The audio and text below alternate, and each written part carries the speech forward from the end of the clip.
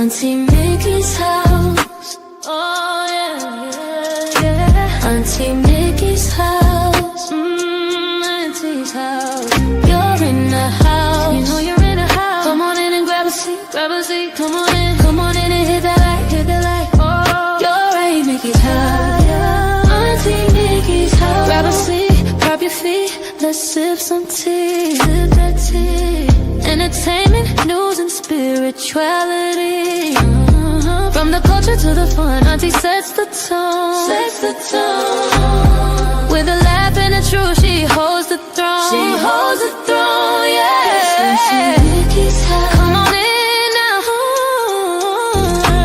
Auntie Mickey's house. Oh, Auntie's house.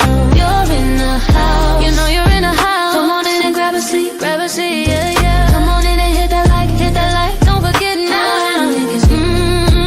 Auntie Mickey's house. She can roast with a smile, drop wisdom too. Break down the headlines, bring it straight to you. Straight to you, baby. Community strong, conversation grown. Grown talk, baby. Auntie Mickey's house. Make yourself at home, yeah. Come together, every voice is heard. Every voice. Respect the vibe, let's share the word. Oh, yeah. From the jokes to the prayers, she keeps it real. Keeps it real. Auntie Mickey's house, that's the deal. That's the deal, baby. Auntie Mickey's house. Auntie's house. Oh yeah. Auntie Mickey's house. Auntie's house. On in the house. You know you're in the house. Come on in and grab a seat. Grab a seat. Come on in and hit the light. Hit the light, hit the light. You're at Auntie Mickey's. Yeah, yeah. Auntie Mickey's house. Auntie Mickey's. Auntie Mickey's house.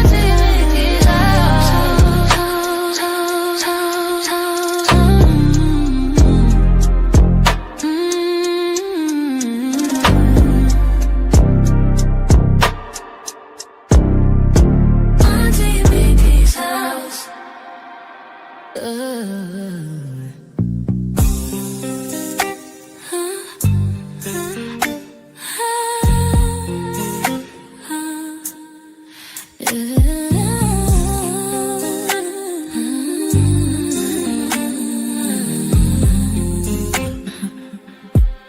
It's Auntie Mickey's house. Oh yeah, yeah, yeah. Auntie Mickey's house. Auntie's house. You're in her house. You know you're in her house. Come on in and grab a seat. Grab a seat. Come on in and hit that light. Hit that light. Oh, you're at Auntie Mickey's. Yeah, yeah, yeah. Yeah, yeah. Auntie's house. Auntie's house. Auntie's house. Grab a seat, prop your feet, let's sip some tea. Sip that tea. Entertainment, news, and spirituality. From the culture to the fun, Auntie sets the tone. With a laugh and a truth, she holds the throne. She holds the throne, yeah. Auntie's house. Oh, Auntie's house. You know you're in a house. Come on in and grab a seat, yeah. Come on in and hit that light. Don't forget. Auntie Mickey's. Auntie Mickey's house. Auntie Mickey's house. Oh yeah, yeah. She can roast with a smile, drop wisdom too. Break down the headlines, bring it straight to you. Straight to you, baby. Community strong, conversation grown. Don't talk, baby. Auntie Mickey's house. Make yourself at home, yeah. Come together, every voice is heard. Every voice. Respect the vibe, let's share the word. Oh yeah. From the jokes to the prayers, she keeps it real. Keeps it real. That's the deal. That's the deal, baby. Yeah, yeah. Auntie Mickey's house. Auntie's house. Oh yeah. Auntie Mickey's Auntie, come on in and hit that light, oh, Auntie Mickey's, yeah. Auntie Mickey's house, Auntie Mickey's house, Auntie Mickey's house, oh.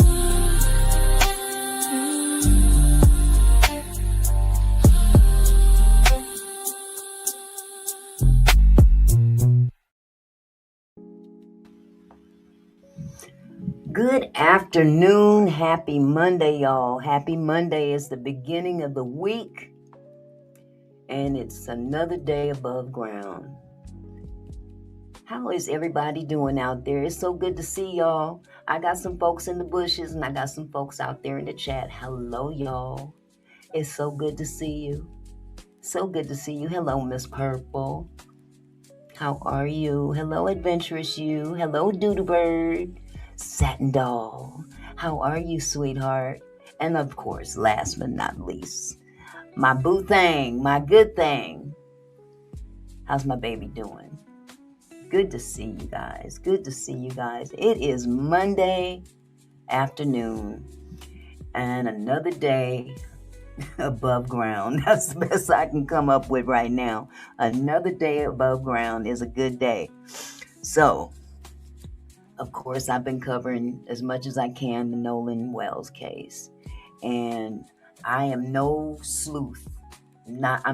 Trust and believe, I'm not getting on this internet trying to perpetrate myself to be anything more than who I am. I'm somebody who cares. I want this to be something pivotal in history. And when I say pivotal in history, this kind of behavior that we've seen going down in this particular situation has been happening for decades. And the more we talk about it, it just seems like the more vitriol comes out against searching for the truth. Okay? And let's just take a deep breath for one thing, because we don't know what happened to Nolan. We know that his body was found on the north tip of Horn Island. Okay? We know that. Yes, Adventurous You, I'm going to go over that. Okay? I'm going to bring that out first.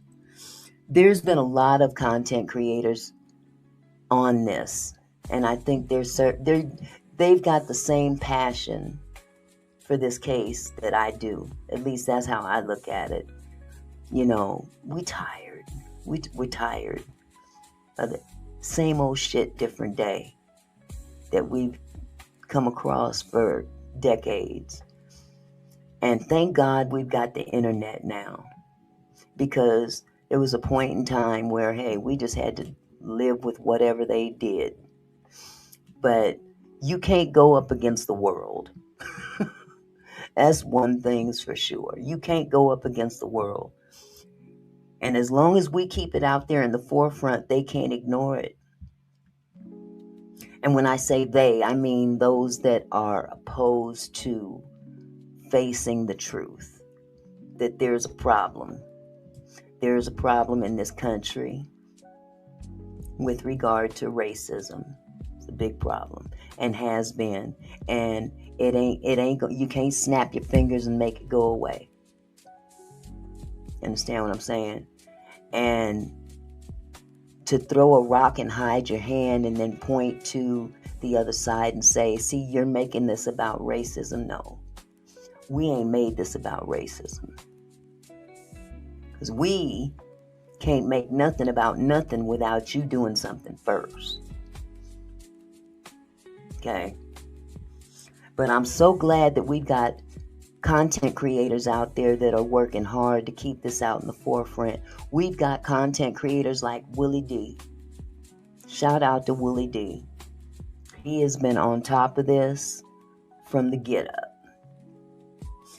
Shout out to Big Kish. What is his name? Big Kish. Here on YouTube. He's another content creator.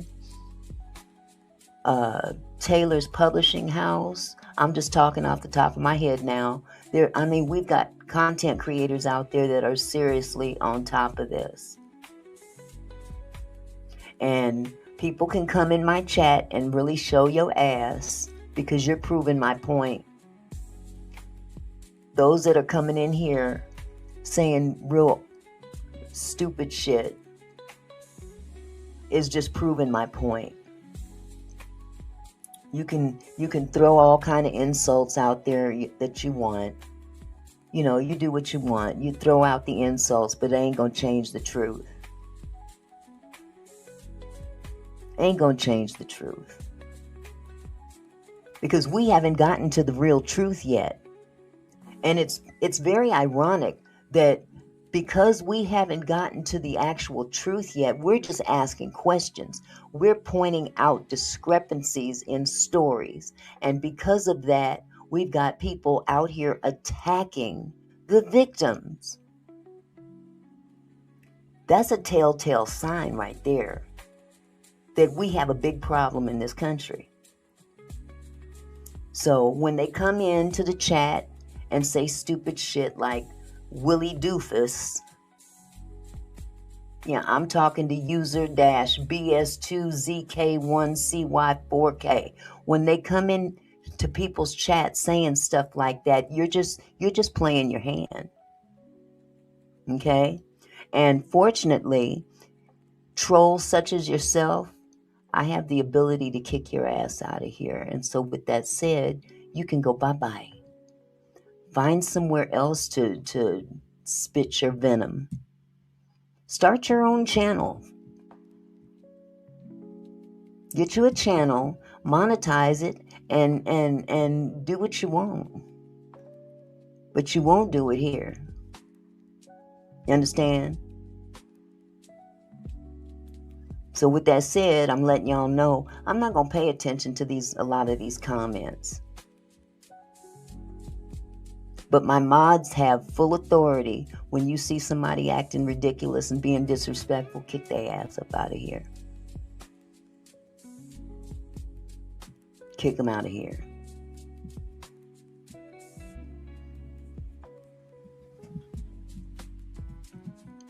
Now again, I'm not here to make nobody think nothing. You think what you want to think. Believe what you want to believe. Because at the end of the day, you have your own experiences to fall back on to decipher what is true, what's false, and what's either. This is all about sharing information. Y'all dissect it the way you want. Alright? But whatever the case may be, I'm going to pull up a video in a second. This video, as well as others online, have exposed what appears to be, just appears to be, some sort of journal entry. Now, this apparently came up today online, and it's come up on more than one platform. Okay, I'm just sharing it with you. I don't know if it's real. I don't know if it's fake, but it's online. You take what you want with it. Okay.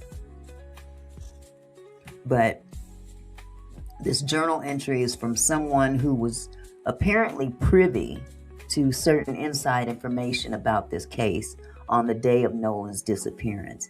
And this by no means says this piece is real or fake, like I said. Okay? But it sure is interesting. If nothing else, it's interesting. I'm bringing things that are interesting. Okay? Once again, shout out to Big Kish here on YouTube for being one of the many, many mouthpieces that will not run the other way and stick their head in the sand. All right? Hold on just a second. Let me pull this up for you.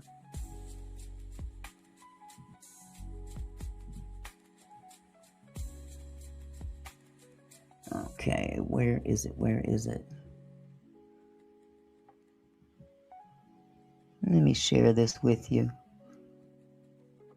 This is very interesting. Very, very. I saw that this morning, and I thought it was very interesting, and I just wanted to share it with you. Okay.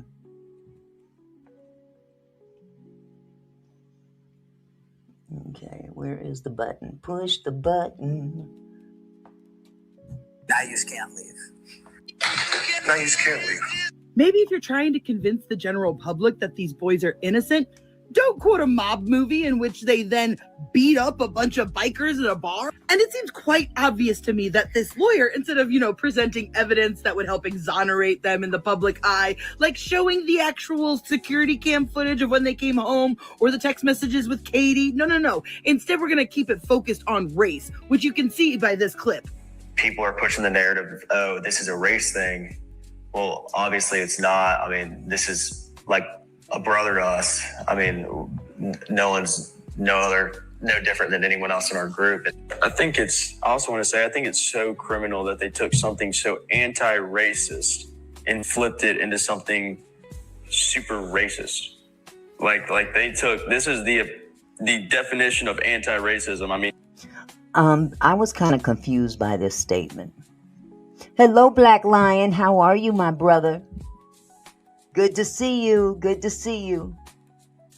I just thought that this statement was kind of, I didn't quite understand where they were coming from with this one, but, oh well, let's keep it pushing. Let's keep it pushing. I mean, that we did not look at Nolan any different than I looked at him, or even you. Okay, Or first even off, you. that even you was wild. It's quite clear from that sentence that Jax has never had an actual conversation about racism in his entire life. I was friends with a black person. That's the most anti-racist anybody's ever been. This situation was the most unracist thing that's ever existed. It's the media. They're the ones making this racist. No, you don't understand what that means. It means your story doesn't hold water, and when people called you out on it and called out the investigation on not even investigating, that is systematic racism. It's very, very clear to me that the lawyer is the one telling them to keep the focus on race. Because you can see the lawyer and the gears in his head turning and nodding and agreeing along with all of the racial stuff. And you can see him kind of being like, yeah, okay, that's what I'm saying, yeah. So it's very clear that that was one of the bullet points that the lawyer told them to hit home over. And another one was the Coast Guard. Why would I call the Coast Guard if I knew he was dead? I called the Coast Guard right away. First off, you didn't. You waited till 11 o'clock. Second, it's not like the Coast Guard searched for him that night. Warren clung to that like it was a safety raft. I think from the beginning, I'm glad that I called the Coast Guard. It would have been completely different. I'm glad I called the Coast Guard. It's like, I'm sorry, Warren, but it's actually way more suspicious that you called the Coast Guard, because first, you didn't want to call the Coast Guard when you guys were sinking, and then for some reason, you assumed that Nolan was still out on the island at 11 o'clock at night. I'm going to let this girl cook a little bit more, but there's something that I want y'all to see, and I'm going to have to find it because I thought it was on this particular video. I might have pulled up the wrong video, but let me let her cook some more. Why wouldn't you assume that he came back with the person he was supposed to come back with and something happened to him in transit? Because no reasonable person would think that he was still out on the island, in my opinion. So in Tatum's interview with Trayston said Wyatt's name, then he apologized like he wasn't supposed to say. And so I told Wyatt that, and oops, my bad. But I told him. It's good. I told him that. Now, mind you, in Warren's interview with Tatum, he said Wyatt's name 20 times. I counted. He didn't say anybody else's name more than 10. Now, why was he so comfortable saying Wyatt's name that much? And then why would Trayston feel the need to apologize after saying it in his interview? And with all of the editing that Tatum did for Warren's interview, why didn't he just do the same with Trayston? But look, I said I would get to the Cito audio. So one of the things that stood out to me about that is when the dispatcher asked them how many people was on board, I think it took him a while to answer because he was trying to figure out if they should include Nolan or not. Okay, you guys, there's something that I want to bring out here, and I think I pulled up the wrong video. So with that said, let me, because I know Willie D aired it too. So hold on just a second.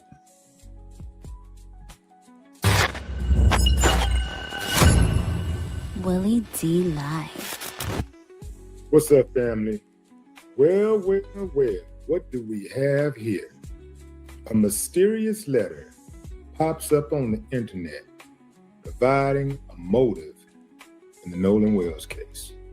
Yeah, fam, let's get right into it. Now, at times it's going to be hard for me to articulate exactly what is happening here, what's being Let me be clear. I don't know if this is real or if it's not, but it is quite interesting. said, because Let me the make this letter, bigger. the writing is not great, but it's good enough to get an idea of what this person is trying to say. At the top, it says left Evans house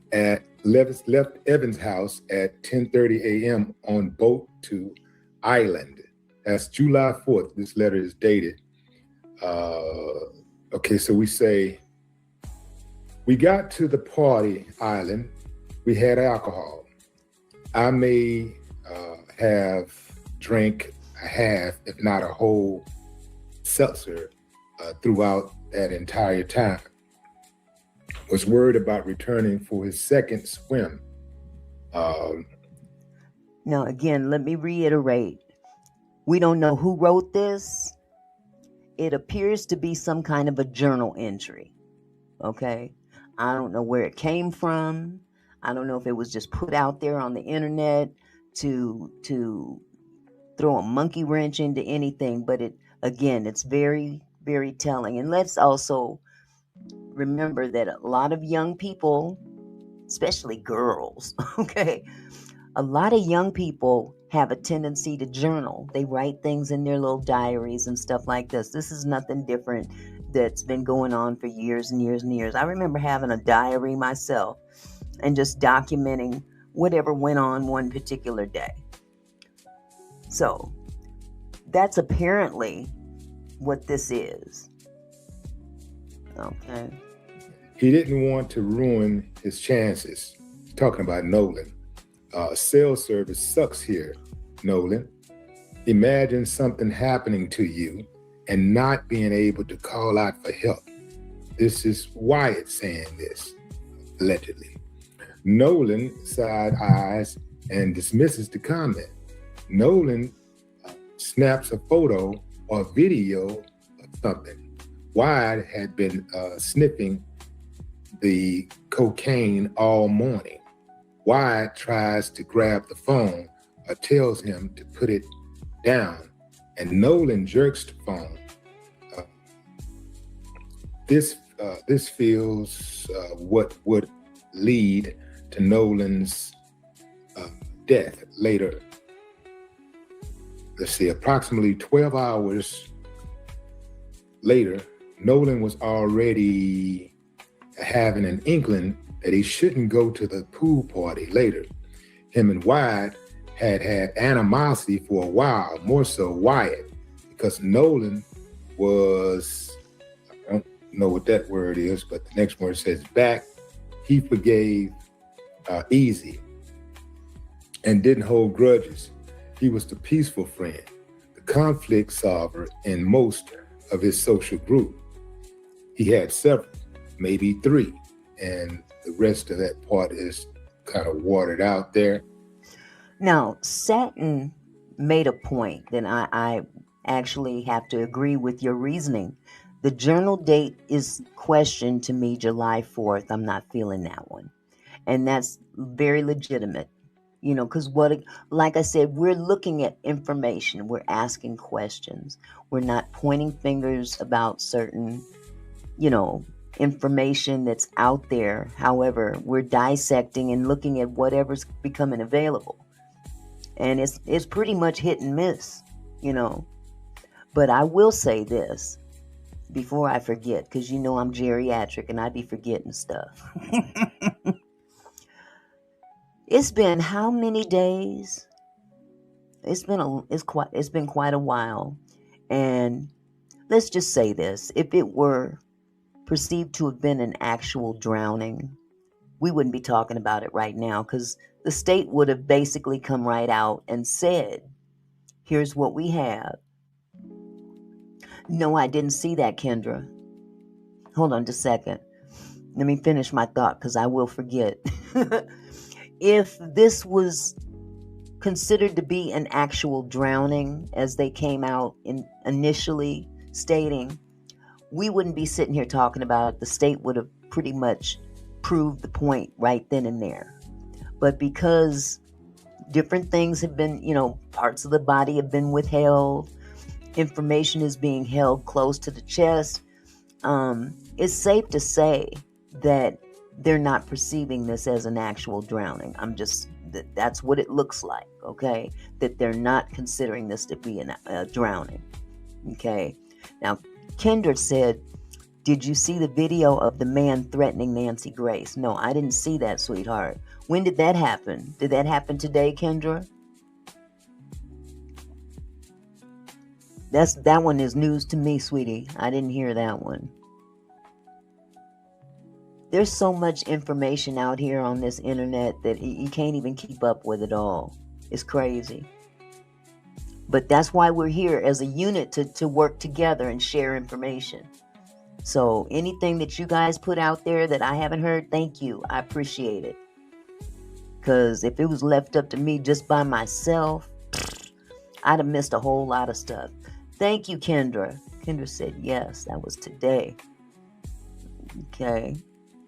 All right, love. Thank you for the information, because I certainly will check it out once I get off of this live.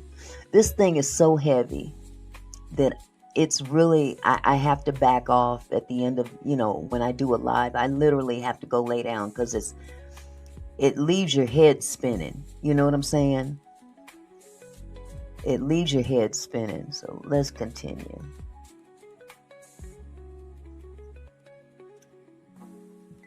Let's go to the second page right here. And it continues.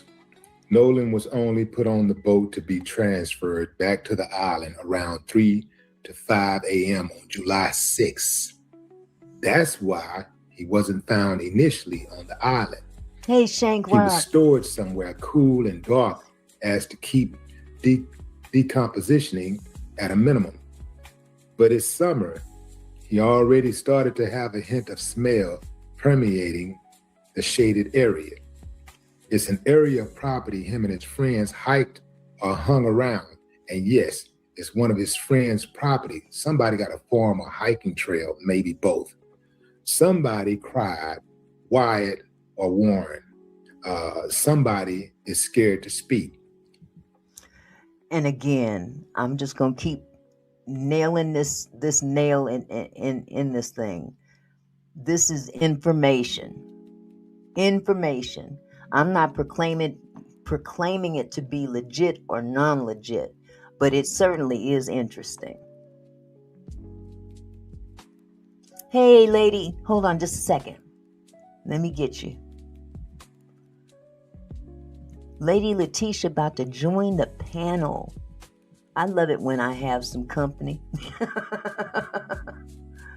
Oh my goodness. There you go, love. But this is most definitely some interesting information.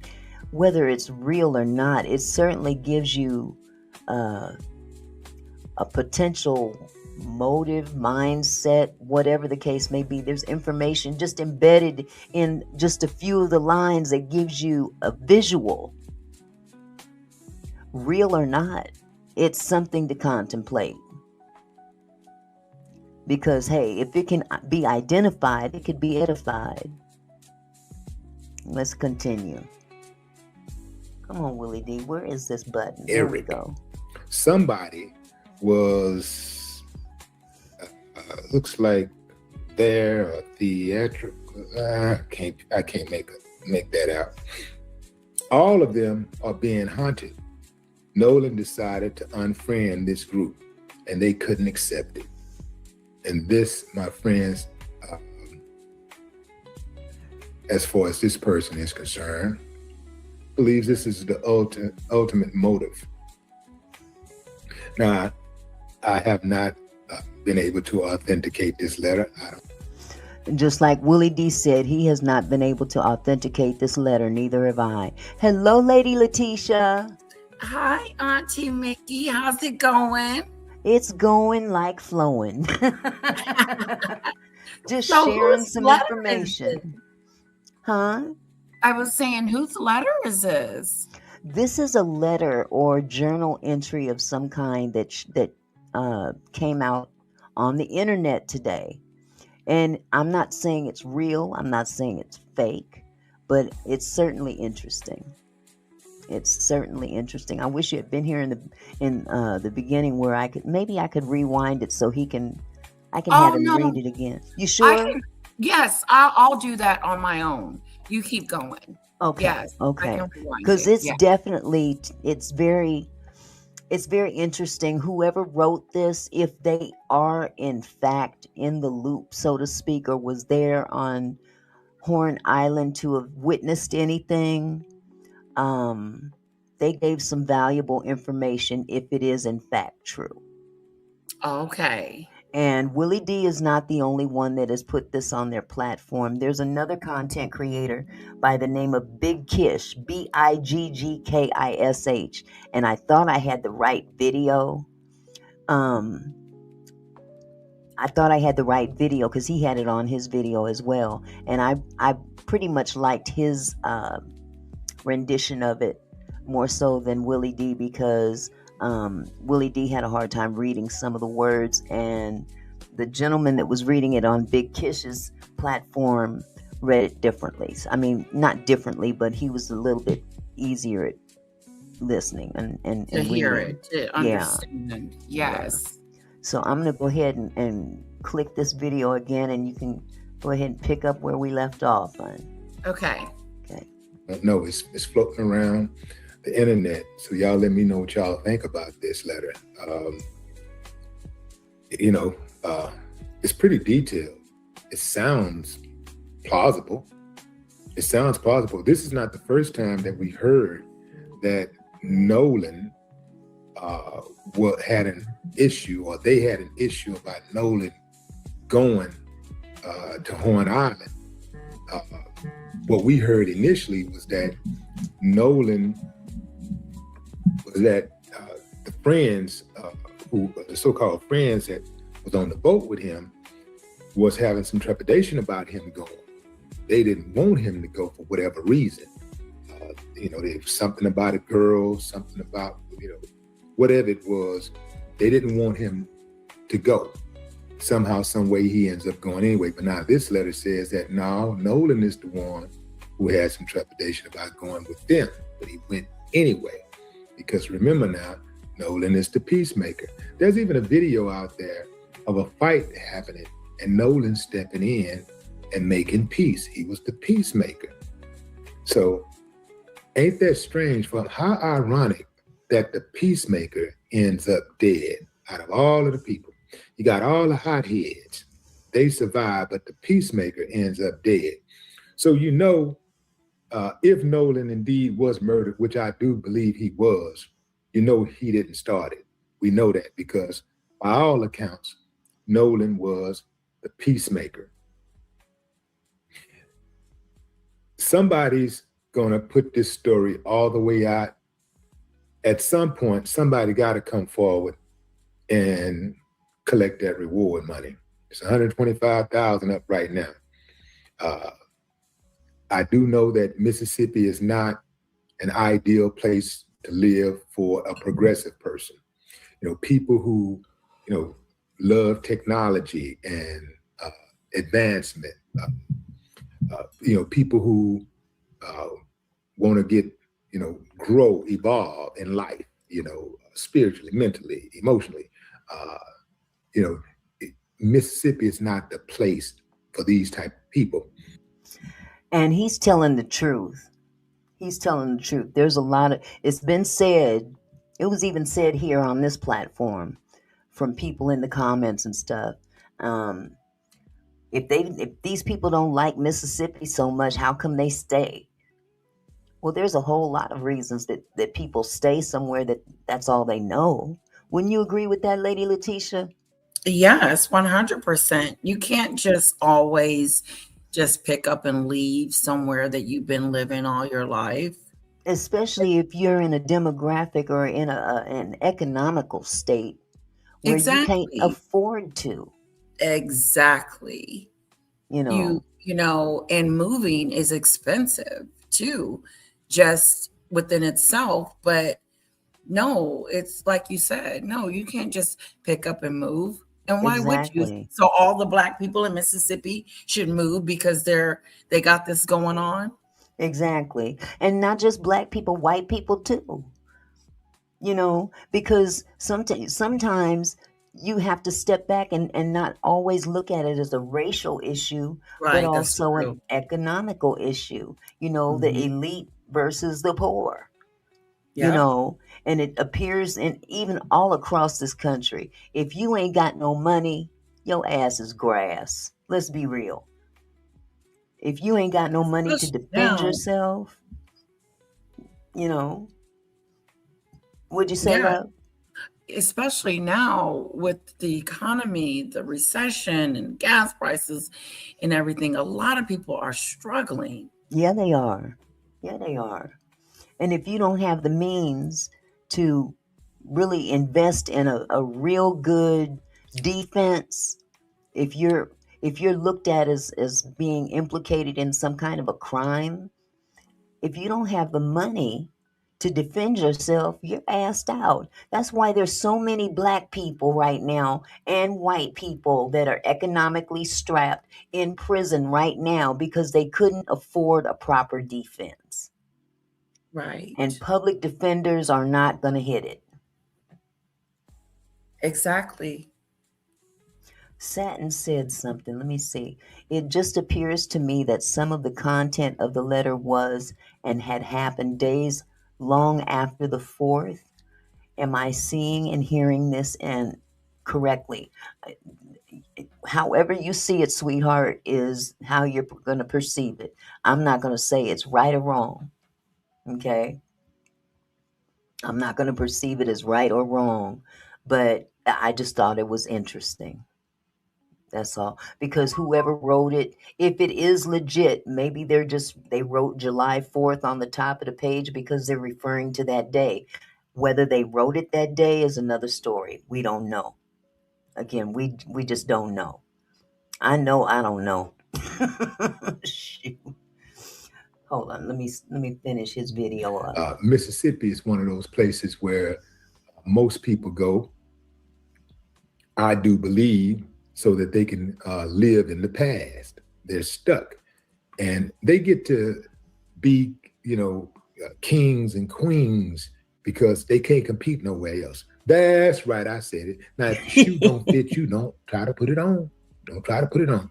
But if it fit, lace it up. I'm talking about the ones who the shoe fit.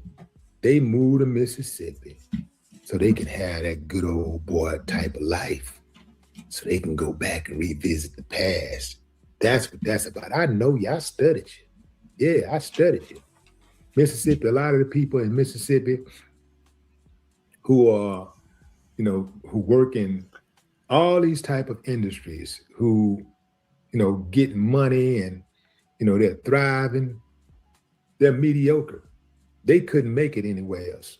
They can't make it in any other states. But Mississippi is wide open for the wicked. Now, you guys, that's not necessarily my perception of people that live in Mississippi. I'm not going to take on everything that he says because that's his opinion. Okay? There's a lot of folks that live in Mississippi that it's a generational thing. These are family after family after family, generations after generations have resided in Mississippi and have obtained serious wealth, family wealth. Why would they leave? If I lived in a multi-million-dollar home in Mississippi and I had it good, I mean, let's be real. What you think, lady? Lady Letitia, you still there? I think she stepped away for a second. Hold on. Yeah. Yeah. Again, fam, I got to call a striker the ball a ball. If you're not in that category, I ain't talking to y'all. I ain't talking to you. But y'all know who I'm talking about. The ones who are, the mediocre ones, the ones who are out there terrorizing people, breaking laws, trying to subjugate justice, trying to circumvent justice. I'm talking to y'all, all of y'all. We know Nolan was murdered, and it's going to come out. It's going to come out one way or the other. It's too big. It's too much interest in it. Only question is who did it. If that's the case, who did it? Hey, the princess, how are you, sweetheart? Good to see you, love. I agree with him. Yeah, This story is too big and people are on it too heavy that's right. for it to be swept up under the rug. Not this time. Not this time. I mean, because there's so many other stories just like it that it's been swept under the rug so many times that things got to change. Things have got to change. I mean, for real. Yeah, I'm gonna go ahead. I'm sorry. Go ahead. We're in 2026 and we're dealing with this. Yeah. There's nothing equal about what's going on in America today. Exactly. Well, time is definitely winding up. And fortunately, it ain't left in the hands of man. Man may seem to think that he's in control, but we know who's in control. Amen. And when it's time for the lid to be lifted, it's going to be lifted and exposed. I'm going to go ahead and exit out of his video. But yeah, that's how I feel about that. What did I just do?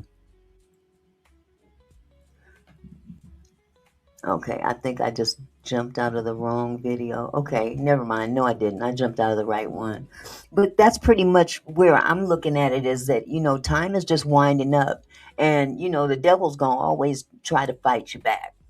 When you standing for right and he's standing for wrong, it may seem like he's winning at the moment, but in the long run, he's going to lose because God is in control.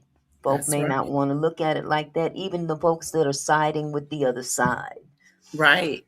They may be looking at it from their own spiritual point of view. But could be. Bottom line is this: wrong is wrong, right is right. Exactly. And if somebody took this young man's life, it's did. Wrong. Now, we're not sitting here pointing fingers specifically at certain boys or men. I got to keep calling them men because they're grown men. Right. And we're not accusing them. Certain people up on that platform may not be who has done it, but chances are they know. They know. They know something. And I thought it was also kind of ironic who we haven't seen up there lately amongst the guys. And I'm not naming names, but yeah, we're not gonna name names. Don't name names. Be careful. But just know that it has been said that they've been told to stay off the internet with these interviews now. You would think. Yeah, you would think. And I'm hoping and praying they listening. I hope. Now, me personally, I mean, a hit dog will holler. So clearly the internet working against this fog over this story has hit something because somebody's hollering. Yeah. The constant getting up on this platform with Brandon Tatum, the token. Yeah. Getting up there with him is a sign that they're hollering. Yeah. It really is. It's also notable that there's certain people that ain't up there no more, or haven't been up there at all for that matter, but we've heard lots of people speak certain names Right.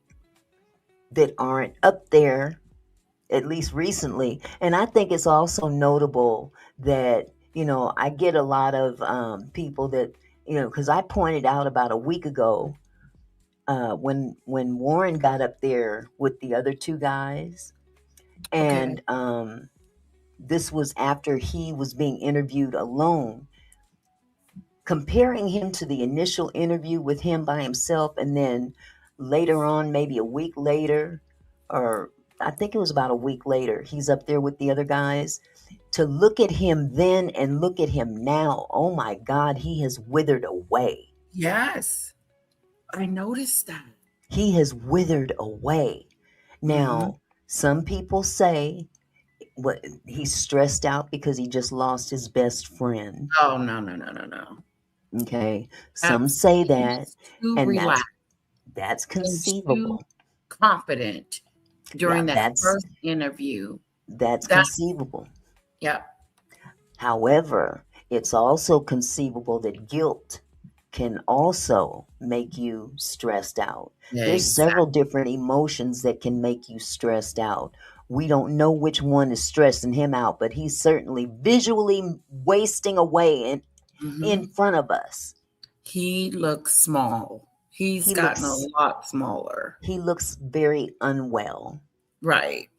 And this ain't no, we just calling a spade a spade, that we see what we see. You can't unsee it. You can't unsee it. We can't unsee it at all. Because when you first see him in the beginning, his neck was so fat. His whole face was fat. So big. His face was fuller, Yes. But now his cheeks have sunk in. I mean, it's amazing to see. It's amazing to see. Yeah. But let me find my spot on here because I have my notes. This video, that we just looked at with Willie D, pretty much is supposed to be this journal entry. Again, we don't know this for sure. And we definitely don't know if it's real or fake. But it, like I said, it sure is interesting.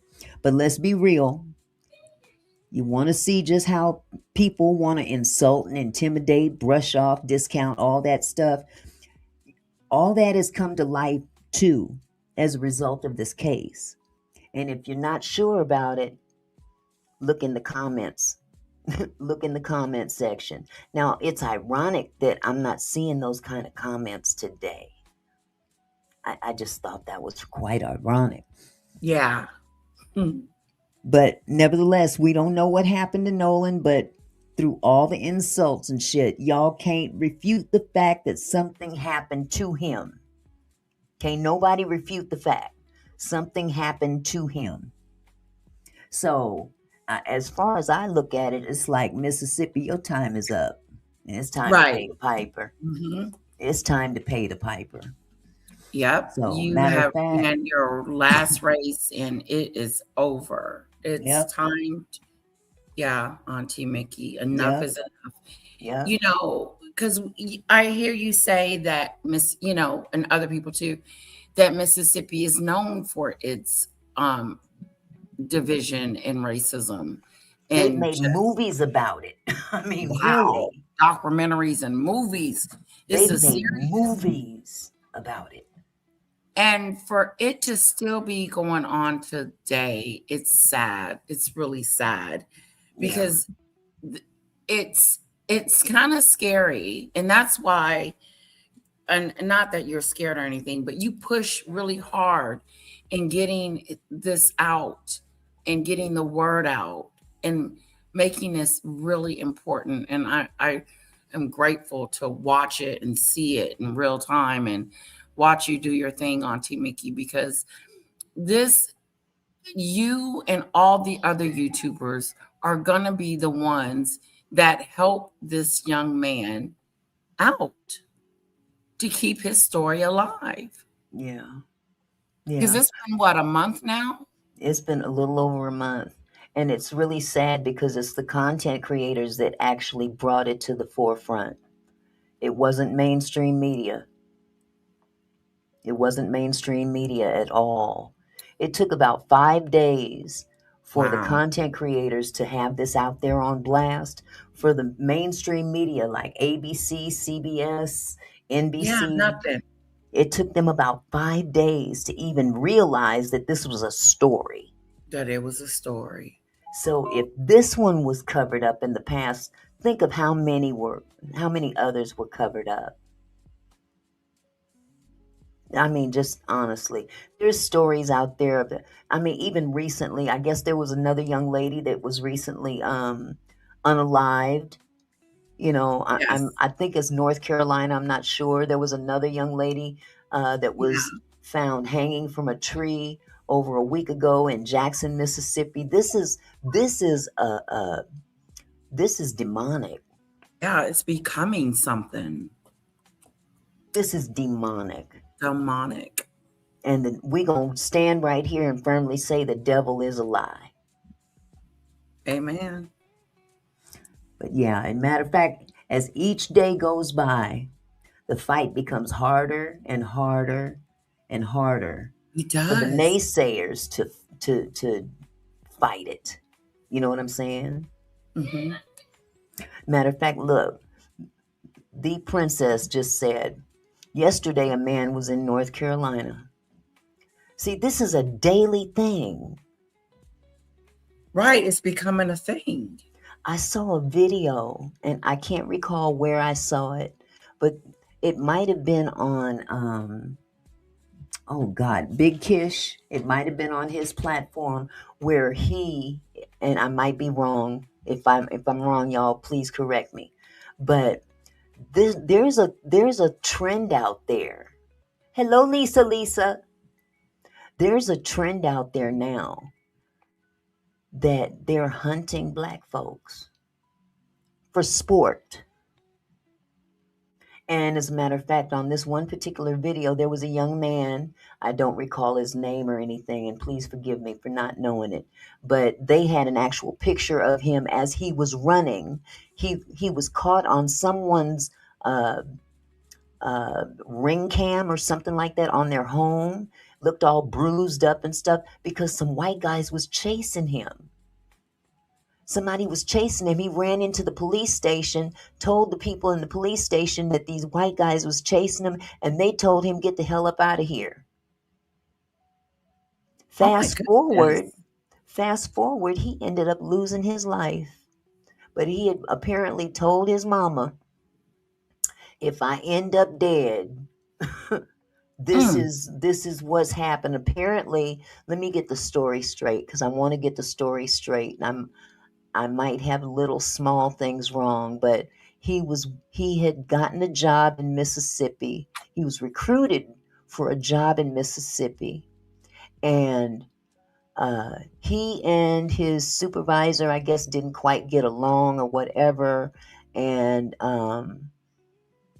some white guys started chasing him.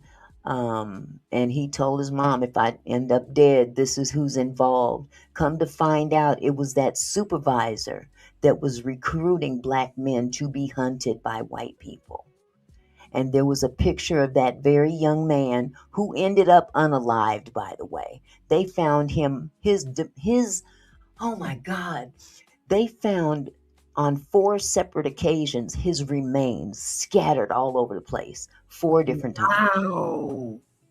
4 different times. They literally pulled him apart.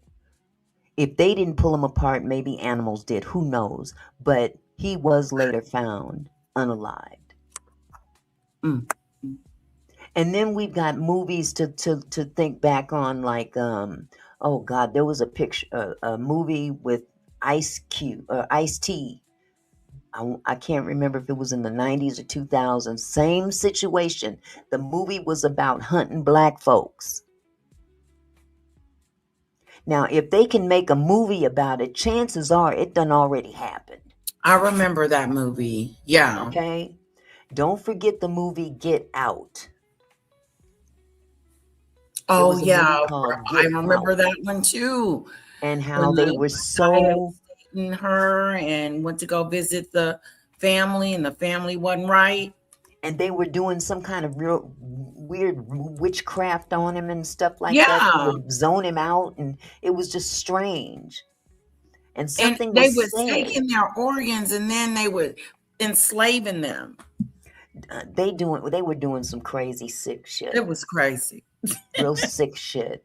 But Yeah, if they can put this on the big screen, there you go. we done already seen it play out on the big screen. We seen it. We're watching it. Somebody has been aware of this type of behavior in the past and put it up on the big screen for all of us to see. And we looked at it as entertainment. And here we Yep, are today. We watching it play out in real life. for real. We We watching are it play out in real life. in real life. I'm going to go ahead and share my screen again. We got Okay. Tisa Tells coming up to bat right now. Tisa Tells is one of my favorite content creators. This young lady, if I had a daughter, this would be my daughter. I would have to claim her as my daughter.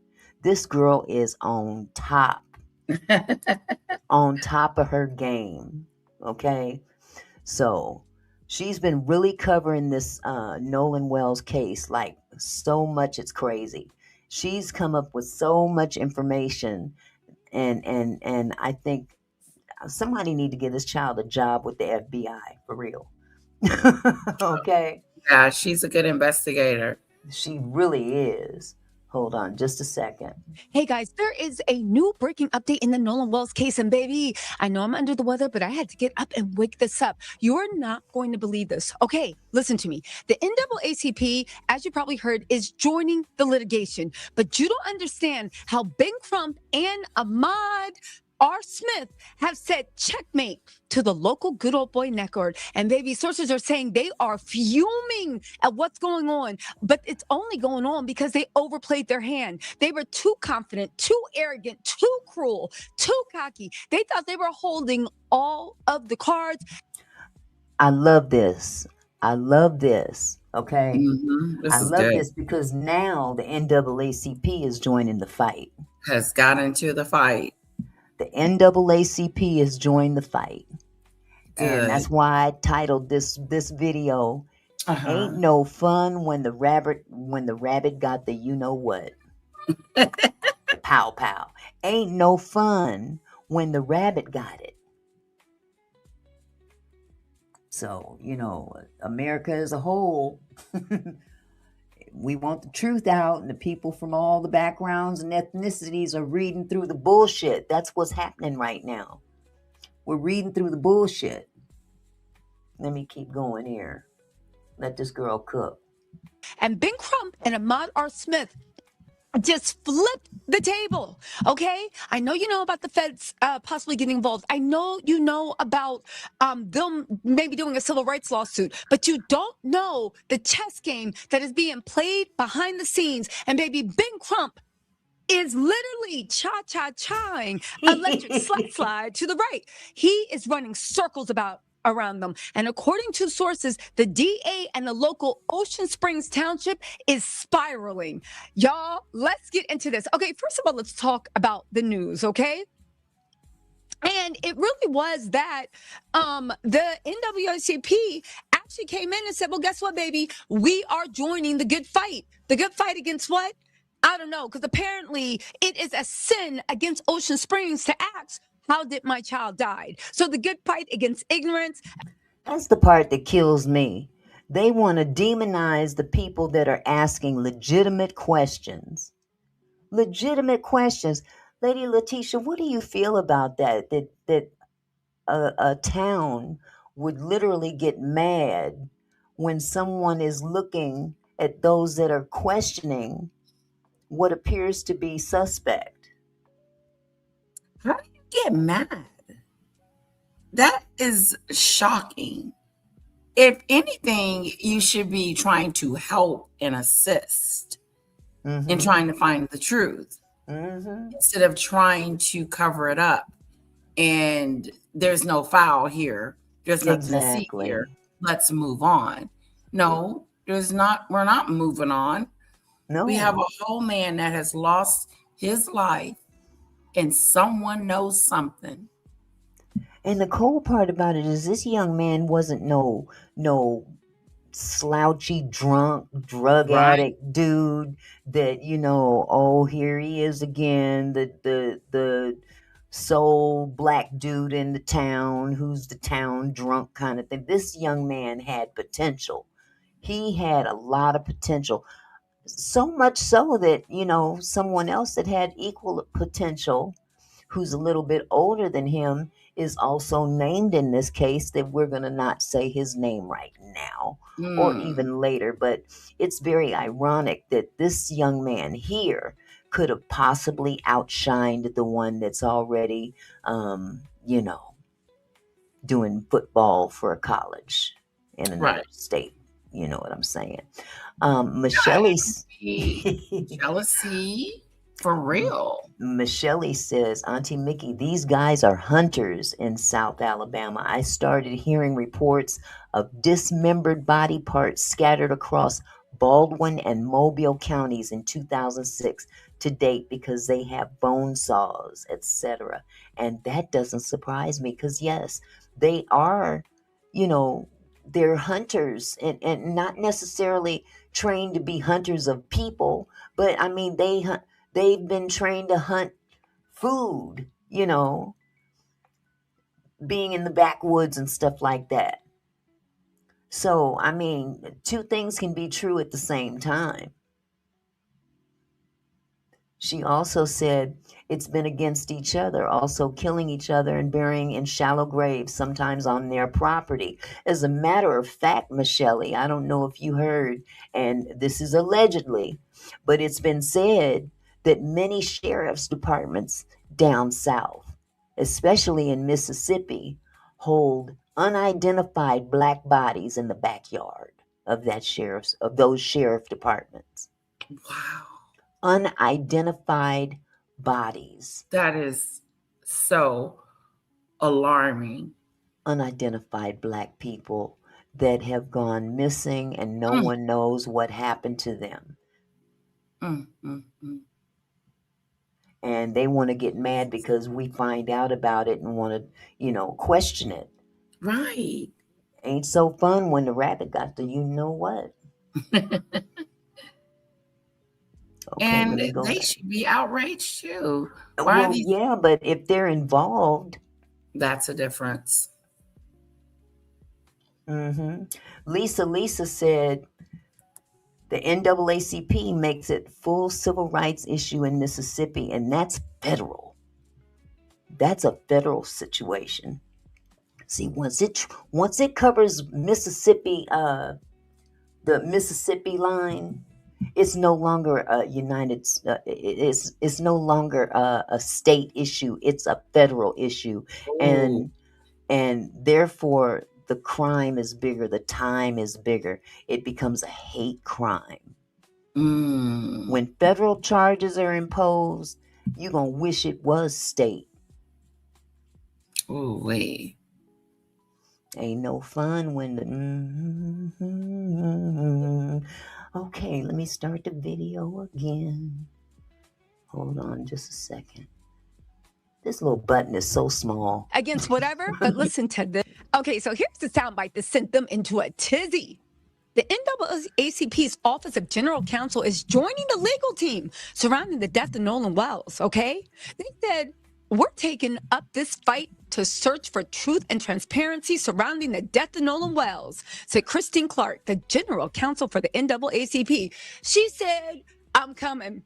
And I'm bringing hell with me. You want to see us hooting and hollering and acting a fool, baby? We'll show you. We'll show you what it looks like when we turn our attention on this case. But hold on. She said, drawing on the association's long history of pushing for full and fair investigations when Black lives are lost under suspicious circumstances, we will help bring additional investigative resources to bear and work to ensure that no stone is left unturned in seeking answers and accountability for Nolan's family. Now, keep in mind, she also served as the U.S. Department of Justice as an assistant attorney general for civil rights. Now, let me give you the thing. One, that means that she got motion, because a lot of times when you serve on something, you still have connections, you still have coworkers. So when you need to explain why I think you should turn, they trust you. They're more likely to say yes, and you're more likely to know the administrative tape. Now get this. Again, now here's how they played themselves, because again, they were and this is why they're saying Ocean Springs and that DA is melting down, because the good old boy network cannot protect them. Okay, let me take you through a rundown of what we're going to discuss. Now, before she gets into this, what do you think of this? What do you think of the good old boy network not really being able to throw their clout around to protect them? I really hope, because it's so high up, that I don't think they're going to be able to do anything. I think that the NAACP is going to bust the sucker wide open, and somebody's going to be going to jail. Yeah. I really believe that. I agree. And I also think that with the involvement of so many organizations just like the NAACP, they're going to force the federal government's hand as well. Yeah. Oh, yeah. Everybody's going to start getting involved. Yeah. Yeah. Whether they want to or not. Right. You know, because there's going to be a lot of people that have been rooting for the other side. And when they see that, you know, that it's not looking in their favor, they're going to, you know, to save face, they're going to jump ship. Exactly. Lisa said it's not going to look like a MLK march in 2026. It sure ain't. No. It sure ain't.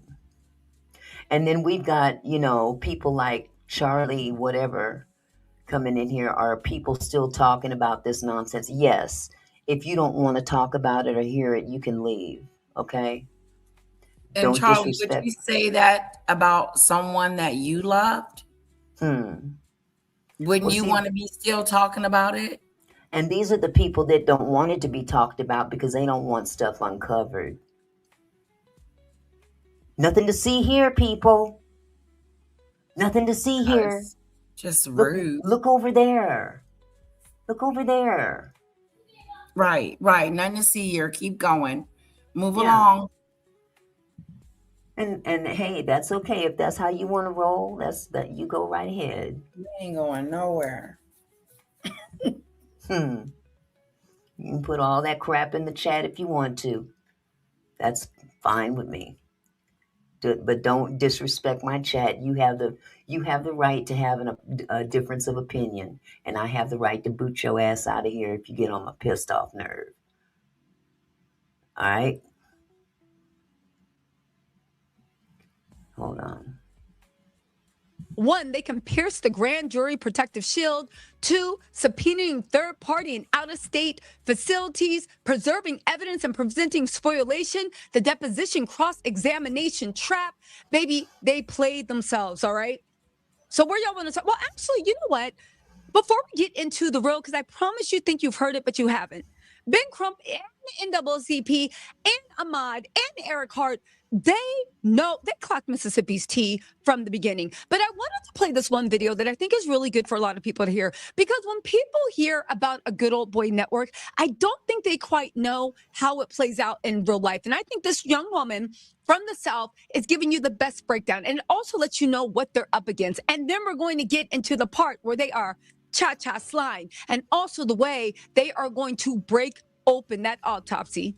Baby, they get in that autopsy one way or another. Hold on. Okay, so this is one of the creators I follow, Kiki R Real. I'll give you her screen name at the end of this, but listen to the way she explains it, She's because she on is it. down south, and I think there's an angle that a lot of people are missing. And this is why it's so hard to get crime solved, because there is no text messages. There is, actually, let me just let her explain. And she explains it very eloquently, because again, this isn't something that is set in stone. This is just a mentality of, all it takes is a look. You know what I'm saying? I can look at Lady Letitia and give her that look, and she can see exactly what I'm thinking, and No, vice exactly. versa. You know what I'm saying? Mm-hmm. And that's how it goes down. Check this young lady out. She's from the South as well. Hold on. Springs is going to have Ocean Springs back is Code and Good Old Boy. See, down here in the South, this isn't new. It's called the Good Old Boy Network. See, it's one a small town, and the people who run it, the officials, the coaches, the teachers, the doctors, the judges, the people who have known each other for generations, their families are friends, and they take care of their own. And they do it quietly without having to say it out loud. KKK doesn't wear them hoods no more. They wear doctors scrubs and teachers suits and judges robes. They wear a totally different uniform. They're not walking around in the woods carrying torches like they used to. They're operating incognito, but they still get their job done as far as they're concerned. But they still exist. That mentality, especially. Yes, Lisa, police uniforms. Yeah, they still exist. Don't be fooled. No meetings, no long drawn out plan, just a quiet understanding, a mutual agreement. I think that's what everybody's missing.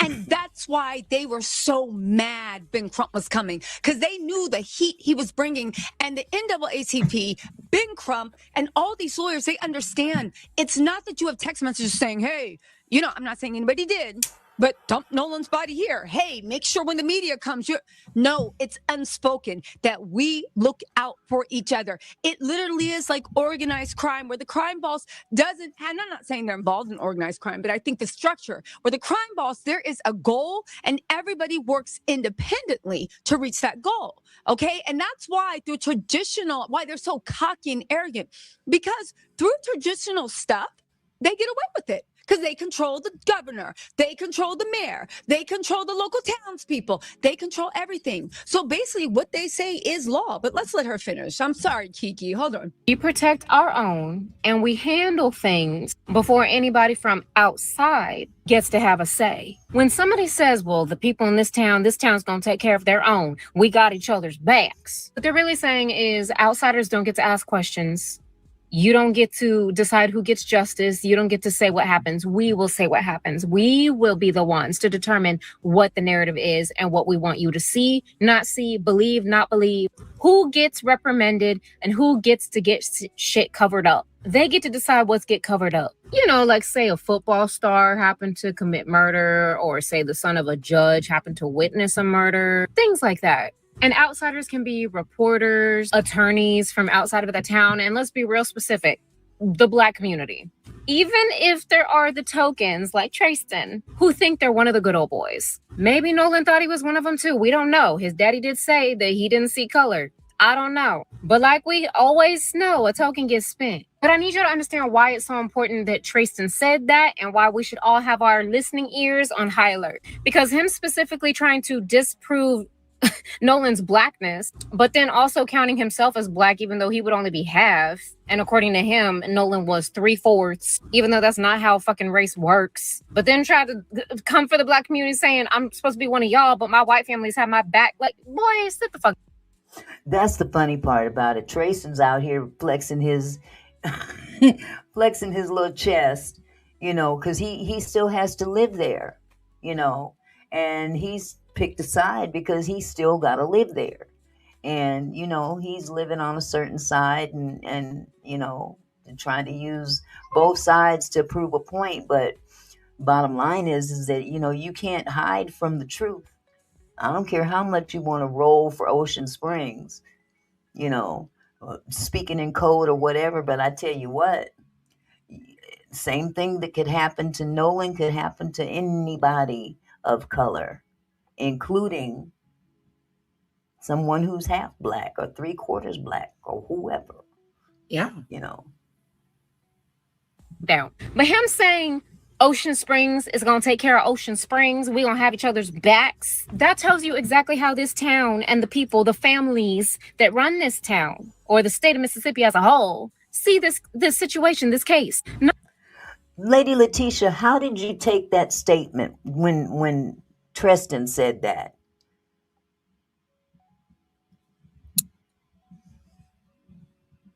I'm sorry. Can you repeat it, Auntie Yeah. Mickey? I said, how did you take his statement when Tristan came out in that interview with Brandon Tatum and said, you know, Ocean Springs is gonna roll for Ocean Springs. You know, we look out for each other. Yada yada yada yada. Oh, okay. How did you take that? I mean, it was tells almost me- like gangish. Like it Yeah. sounded like what you repping your sect now. Exactly. It sounded like we're gonna take care of each other. Meaning Exactly. they're gonna lie all the way. Well, allegedly, they're going to tell their story the way they're gonna tell their story. Mm-hmm. And they're gonna be for themselves. They're not for Nolan. Exactly, but he went so far as to let it be known that, you know, he's part black, but his white family was the only ones there for him. So, you know, that, I mean, sometimes it's not necessarily what you say, it's what's between the lines and how it's said and all that stuff. And when he said that, I took it like, okay, well, you got to live in this town. And you gotta, you know, you gotta protect your own self, because if they can turn on Nolan, they can turn on him too. You know, right. So he did the safe thing to cover his own ass. You know, that's how that could be perceived. Yeah. You know, hello, happy life. I see you. Hi, happy life. Here we go. Not as a family looking for justice for their son, but just as a community handling business. And they want everybody else to back off. That's why these boys are doing these interviews. That's why they chose a MAGA ex-cop black podcast bullshit to do it on. Him saying Ocean Springs is going to take care of Ocean Springs is the entire history of the South summed up in one sentence. And some places in the North too, don't get it twisted. They're all saying the quiet parts really, really loudly. And your pattern recognition senses should be tingling like a motherfucker right now. Good old boy mentality, like the one Tristan subscribes to, like the one the MAGA boys and their families in this Ocean Springs community subscribe to, is the reason why so many black people are found hanging and it gets ruled as suicide and no foul play. Even though we all know black folk don't hang ourselves from trees. Hello. This is a deeply rooted system that America was built on, and it ain't gone nowhere. Amen. Amen. It hasn't. It hasn't. Think about it. It hasn't been that long ago. And it's rooted in this. It's baked They're in. used to covering things up and, you know, the good old boy system. And, you know, we're gonna do this for our kind and each other. It's passed on from generation to generation. Yes. This is something that they pass down the line. You know. And we as a people, we have to pass down our side down the line. We do Don't too. be fooled, because let me tell you something. If Nolan, and I hate to say this, but if Nolan's parents had educated him on just how the racial demographics of the South have been in the past, he might have been more mindful of what could be perceived. You know what I'm saying? I won't say it's perceived, but what could happen. He knew these boys. He grew up with these boys. And he like, I see what you're saying. I see what you're saying. You got to educate your kids. Yeah. and I not mean, the hope that, bottom line, it never happens. so, you know, it's like this. You still got to remember that we were here. Mhm. We were somewhere, and God, it's so tough. It is. It's like you telling, this is hypothetically just, that would be like you telling me, Layla Tisha, watch out for your husband. Mhm. Mhm. Mhm. Not because he's, doing anything, but that deep rooted thing. Right. You know what I'm saying? Right. You know what? And my daughter. Yes. I mean, you still have to be mindful of the possible truths. Okay. And maybe this is definitely teaching me a lot, Auntie Mickey. Absolutely. Because Happy I think life. I'm so naive to the fact, because I'm married to my husband, because he's such a kind, gentle, Exactly. wonderful man. And that's not to take anything away from him either. Right. You know your husband. Your husband. But a lot of people just give other people the benefit of the doubt because I've known them for so long. And I've never had any reason to think that they were different. But in the same token, when you listen to these young men speak of Nolan, something had to click with Nolan at some point in time. I feel this in my spirit that, even the way that they talked about Nolan, how they gave these impressions that sometimes they didn't want to be bothered with him. That's what I got too. A tag along, that kind of thing. When somebody really, really likes you or loves you, and when they just tolerate you. You know what I'm saying? I would hope that, God, I just can't even imagine. Well, you know what? Happy Life made a very valid point. Mm-hmm. He said, not every race of people is your friend if you're Black. You can do business with them and stuff like that, but don't assume that they're in the struggle with you. Ooh, Boom. that was deep. Happy Life. That one right there. That's the comment of the night right there.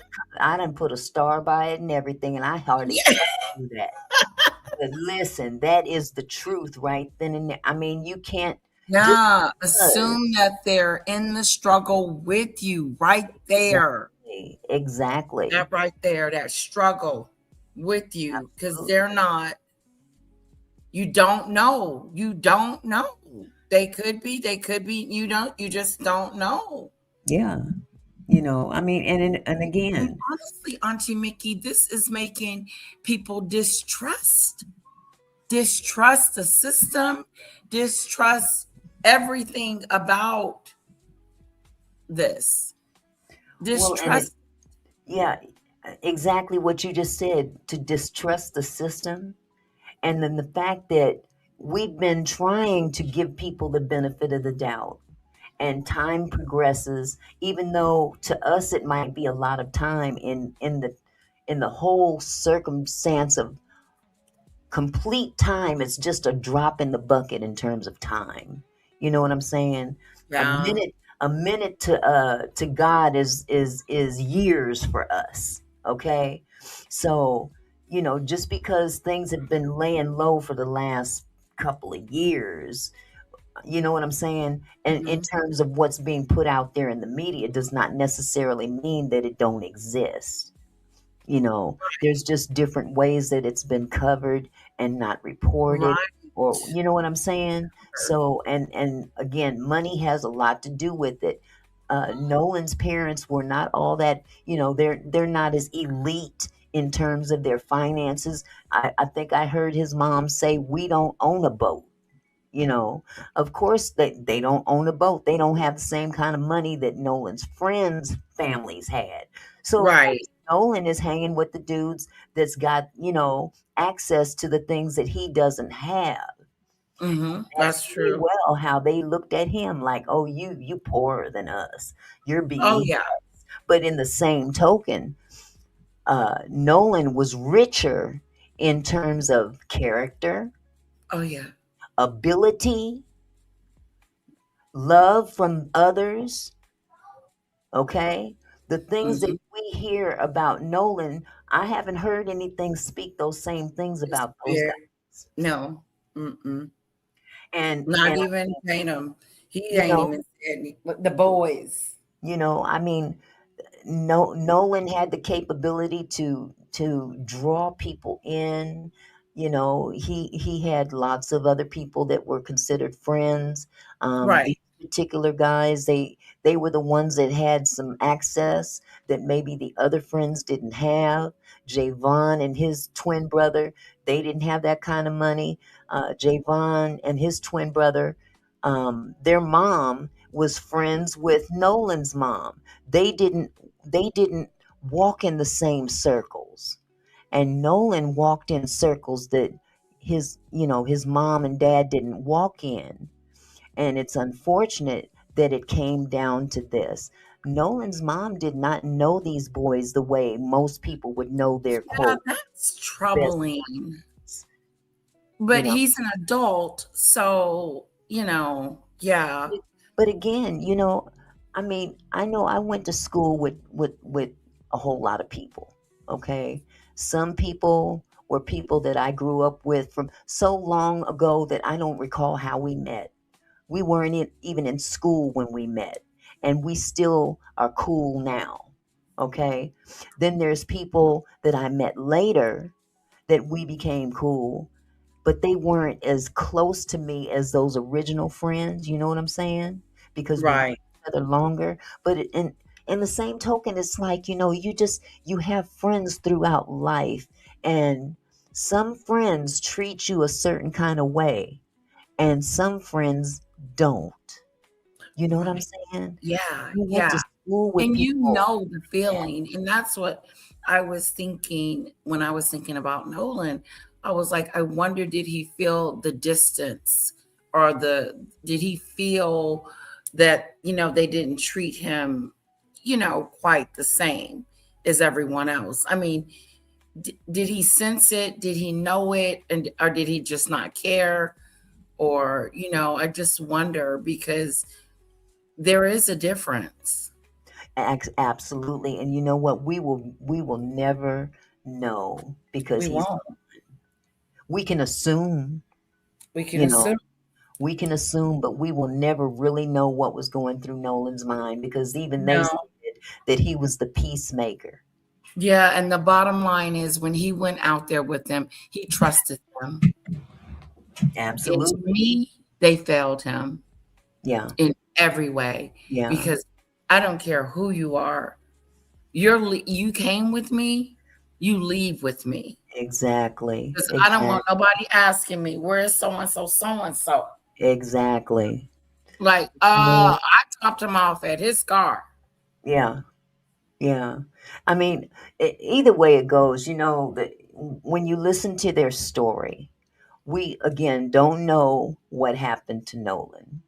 But it's safe to say that if this was an actual drowning, it would have been ruled so long time ago. Ooh, We there it wouldn't be is. talking about it There because is so much cover up. an It's just autopsy so and much. toxicology report that has already been done has that information right there in it. It would tell us if he actually drowned. But And because that I've information, never heard this before. I've never heard of them waiting until a grand jury. I've never heard that before. when that's I just thought they're that dragging once you it do out. it, they provide the information to the public and you keep them moving. But it's obviously that they're working together. Hmm. That's what it looks like. That's what it looks like. And again, we don't know what happened to Nolan. And we don't know if anybody did anything to Nolan, who it was. But we can honestly say that if it were a drowning, we would already know that. Hold on just a second. Hey, Monique B, thank you so much for the 5 jewels, sweetheart. Yay. I pull up where's my little media assets? I need to start using my little media assets. Let me see. There we go. Oh, Yippee. that was Yippee. nice. Thank you, my love. Okay, hold on just a second. Let me see what else she has to say, and then we'll keep it pushing. Oh, wait a minute. Before I go, Chick with the Crown said, they did not fail him. There was never any intention to protect his well-being. This is a wake-up call for those who felt things have changed, but Project 2025 pretended it all. I'm not quite sure what you mean by pretended. I think she said Predicted she it read, all. I think yeah, there was a Project 2025. She said she read it and she said it's playing out. And I That's what think she that's was what saying. Chick with a Crown might have meant to say pre-told. Thank you. Thank you. I knew pretended wasn't the word you wanted. But definitely, you're absolutely right. Project 2025, I haven't read the whole thing. I've read bits and pieces, and it's a really scary thing to read. It really is. Yeah. But Well, I heard 2026 wasn't any better. Well, Project 2025 is no joke. No wow. joke at all. Let me go ahead and pick up where Tisa Tells left off.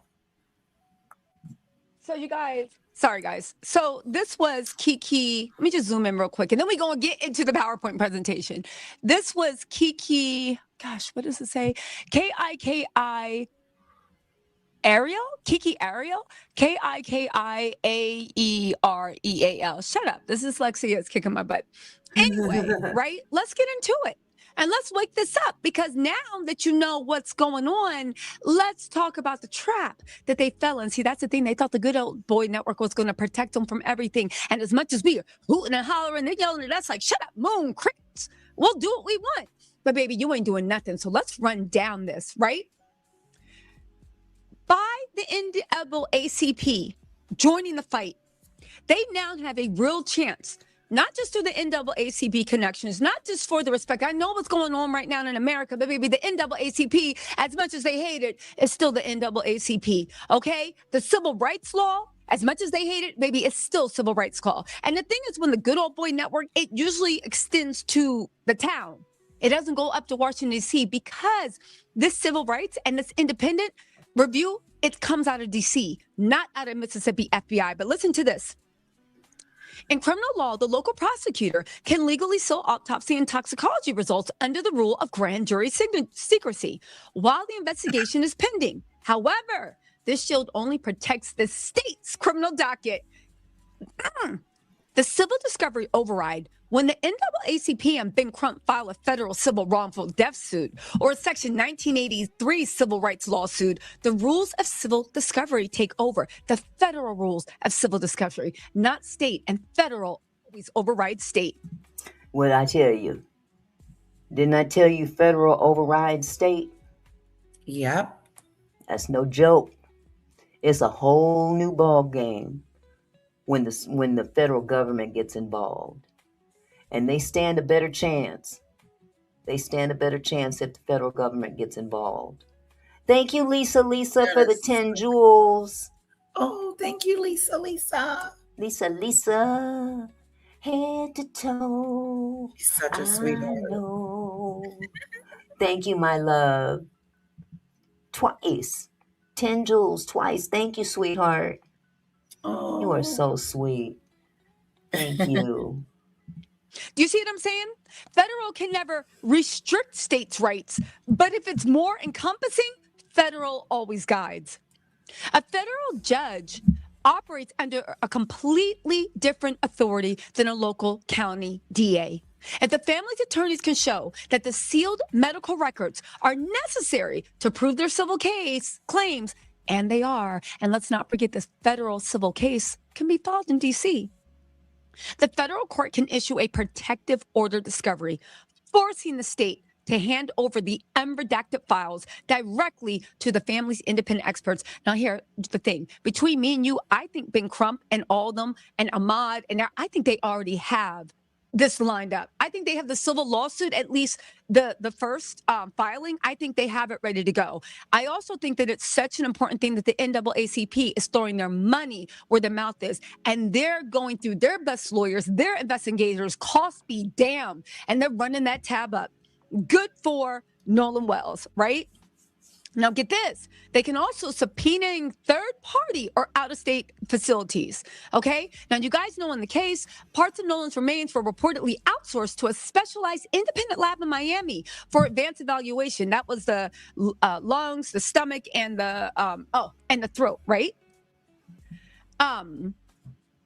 Local authorities may try to keep the resulting report secret, but their local jurisdiction ends at the Mississippi state line.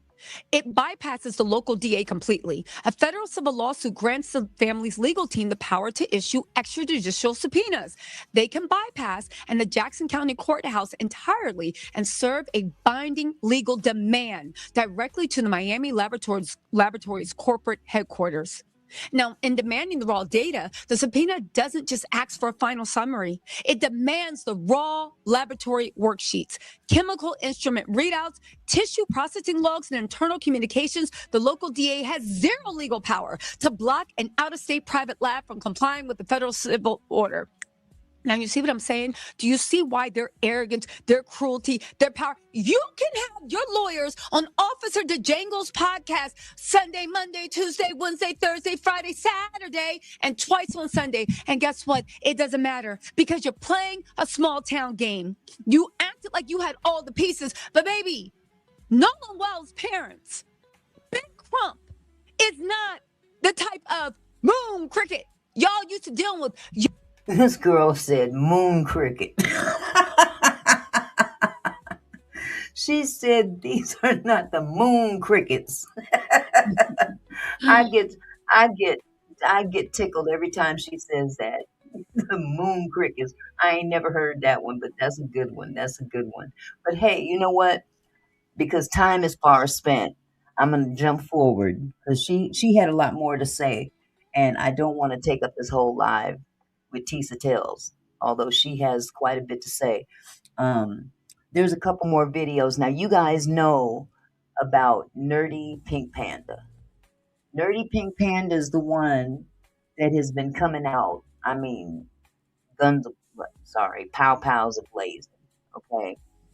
And we're gonna pull her up in just a second. But there is another video I want y'all to see. It's a short video. Take it or leave it. Let's see, where is it? Let me see, where is it? I may not even play that one. Let's see, where's that? It's a TikTok video. Okay. And let me make sure that the audio is turned on this time. Now, I apologize in advance for the profanity. Okay? I apologize for the profanity. But just listen to what this brother has to say. Okay? It's real quick. Officer Tatum proved my original motherfucking theory. I said Bart showed up with a tow. Something happened during that tow where whatever the fuck Bart was doing, it didn't work. So they had to call the towboat company. And when they called the towboat company, at the same time, whatever the fuck happened to Nolan happened right at that moment. Bart showed up with the tow to tow the boat, and then this fool called the towboat company. Whatever happened right there. Because they want you to believe. See, Officer Tatum put that video out. First, the video was about them being told, right? This proves that they were being told. Then in the next interview, they say, this proves that he was on the phone calling for a towboat. So what they're doing, they towing and calling for a tow at the same time? No, let me tell you what really happened. Bart showed up to give them a tow, allegedly, and then they whatever happened between him and Nolan happened right there, and they realized whatever the fuck Bart was doing wasn't working, so they had to call for a towboat. But Bart and Nolan got into it. Bart hurt Nolan. Bart ended up taking Nolan's life. And that's why at the beginning of that phone call, you hear the commotion and the truth.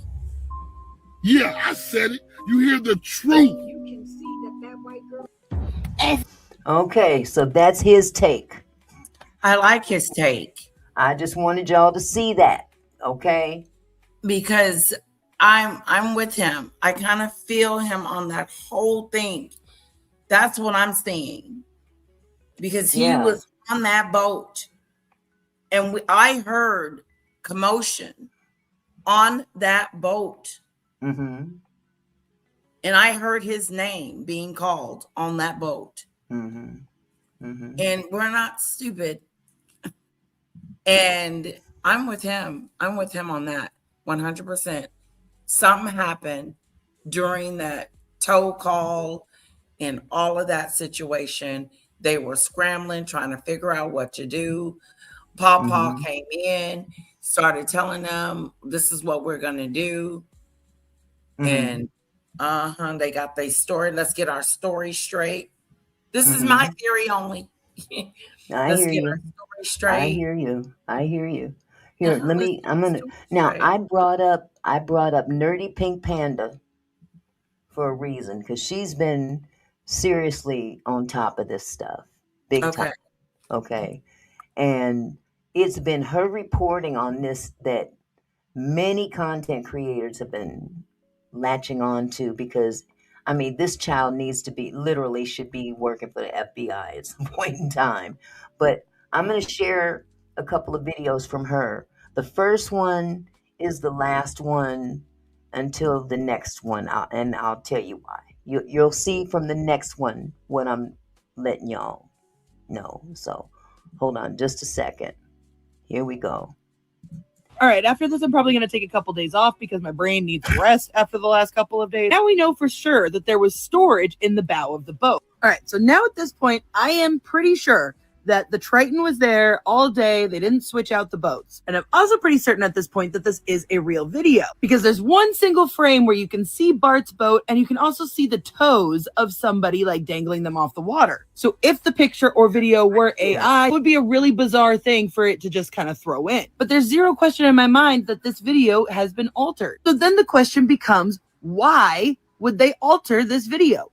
And the only thing that logically makes sense to me is to alter the identity of the two girls. Because if Carter is the boy in red, Wyatt is the boy in the American shorts, Bart's brother Brooke being the one in the navy blue shorts, and then Ike being the one in the teal shorts. Then we've got Warren up here with somebody in this red striped swimsuit and the girl in the teal swimsuit with the backwards hat.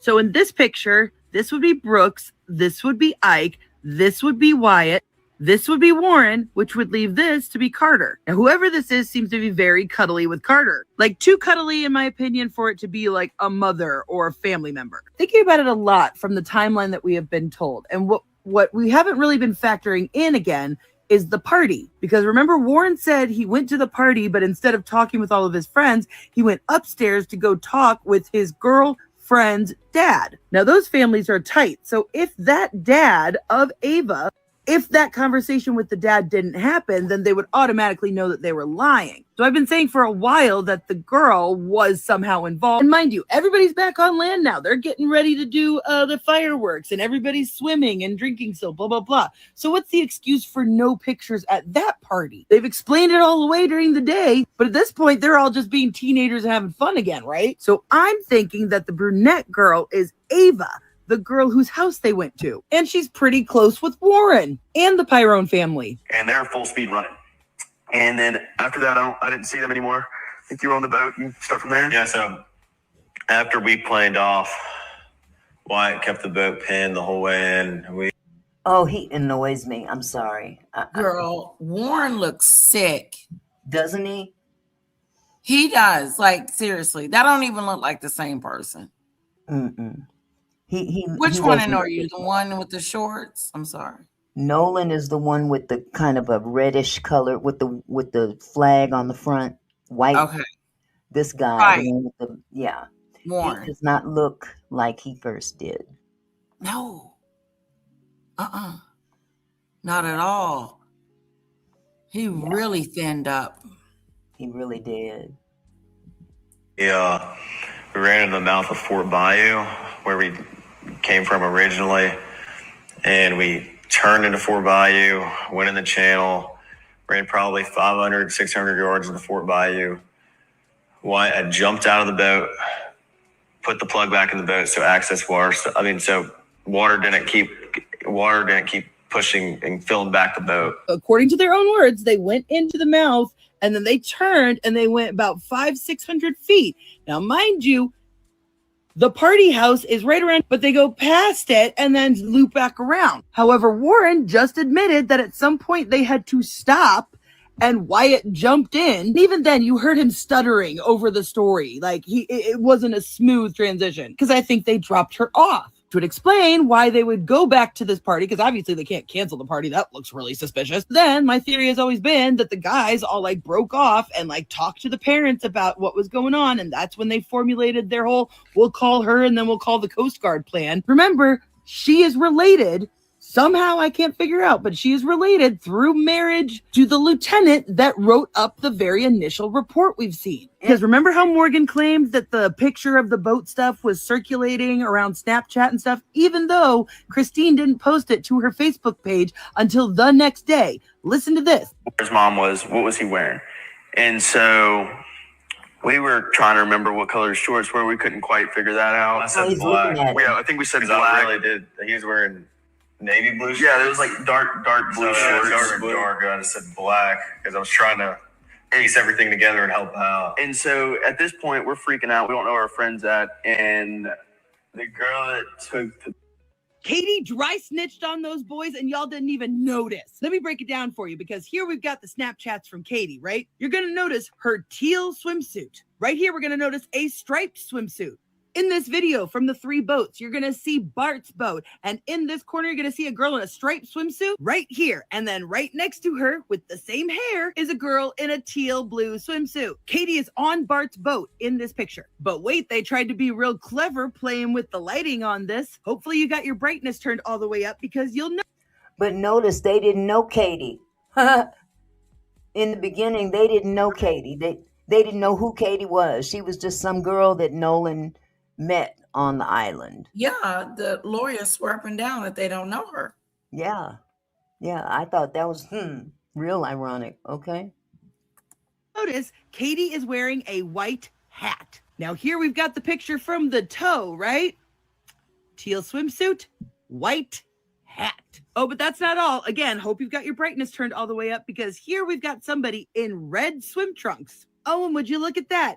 Red swim trunks. Here he is on the shore next to Nolan after the fight with Tristan. Now, I'm getting mass reported, by the way, so my page might disappear any second. Y'all remember the fight video? In the background, I found a man who looks suspiciously like Grandpa Jerry. Don't get me wrong. I'm not saying that it is him. I'm just saying. Seems to have a very unique, pectoral shape. And obviously this picture is from a couple years ago, because there's Wyatt. But I am not done, folks, because the same time she dropped these Snapchats, she said that she allegedly got a ride with someone named Marty McGrath between 5:34 and 5:44. Oh, and wouldn't you know it, the co-owner of the Biloxi Bay RV Resort and Marina in St. Martin is co-owned by a man named Marty McGrath. Here's the marina, and here's how far away it is from his buddy's grandparents' house, the one they went back and forth to like 4 or 5 times after they came in. But you may also remember from the report that after leaving the grandparents' house, the boat came southwest towards St. Martin's Bayou. Well, there's St. Martin, so I'm going to assume that this is the bayou. Now, would this happen to be a Marty McGrath Jr., or was it the actual Marty McGrath? Mind you, it took 45 minutes for them to make it back from the grandparents' house to the boat launch. Mind you, that the boat ramp is in the opposite direction, only 6 minutes away on land. Katie girl, it's over. Katie, you're young. You haven't learned this yet, but these aren't your fucking friends. They are literally not worth fucking protecting, okay? Because they've all coordinated their stories, girl. You are going to be the fall person. Do you want this to follow you around forever, or do you want to be a fucking hero? Katie dry snitched on those boys and y'all didn't even notice. Let me break it down. Okay. first of all, let me just say this. This is the second time I've heard her warn Katie. Oh. This is the second time I've heard her warn Katie. Now, I played that because that was the last video before this one. Check this out. Well, if you guys are seeing this, they banned my main account. It just happened. Yep. Well, if you... They banned her main account. Oh, God, that's sad. That is She's getting sad. too close. She's getting too close Yeah. to revealing something. She's getting way too close. Yep. Somebody's going to be knocking at her door. She probably is solving the case. Exactly. Too close for comfort. And this ain't the first time. This is like the second time that she's had to create a new account because she's been on it. She's been on it. That's something. So I'm gonna play that one more time. Okay, You notice? I mean, look at her face when she says it. You guys are seeing this, they banned my main account. It just happened. Yep. Yeah. That's sad. That's sad. That is sad. They reached all the way over there, didn't they? Yeah. Somebody did. They got a far They were reach. mass reporting her. But you know what? You can't cover up the truth against the world. No, you can't. And Worldwide. they're covering it up. Yeah, your reporting, Auntie Mickey, has been outstanding. And it's really opened up a lot. Honestly, like, I bet you could write a book. Easy. I give it to these people. I'm just scouring the internet trying to get information and try to piece it together. These other content creators have really put in the work. You're breaking it down though. You're doing it, girlfriend. You are, because my husband said he was watching the other day. He was like, whoa. Yeah. It's you're really informing us about this, and you're getting down to the nitty-gritty, and it's really good. You're giving us options. You're throwing out different, scenarios, and and some people already have these scenarios, because I was having these scenarios. I was like, oh, I was right on that man's butt. The one you played. I hear you. Well, the good news is they can't hide the truth. They can try. But the content creators, the content creators that are staying on their neck, they're going to continue to speak on this. They're going to continue to speak on this. And the family, this is the beautiful part of it. The family stands with us. The family is standing with us. Ben Crump came out and publicly said they're standing behind us. In other words, y'all, keep it going. All content creators that are out there reporting on this and digging and bringing information to the forefront, keep going. Just be careful. Just be careful. Do not accuse anybody of anything specific. Just share and let people put two and two together. We're not stupid. People are not stupid. When you see the truth before you, whether you want to dispute it or not, you can't hide from the truth. You know what I'm saying?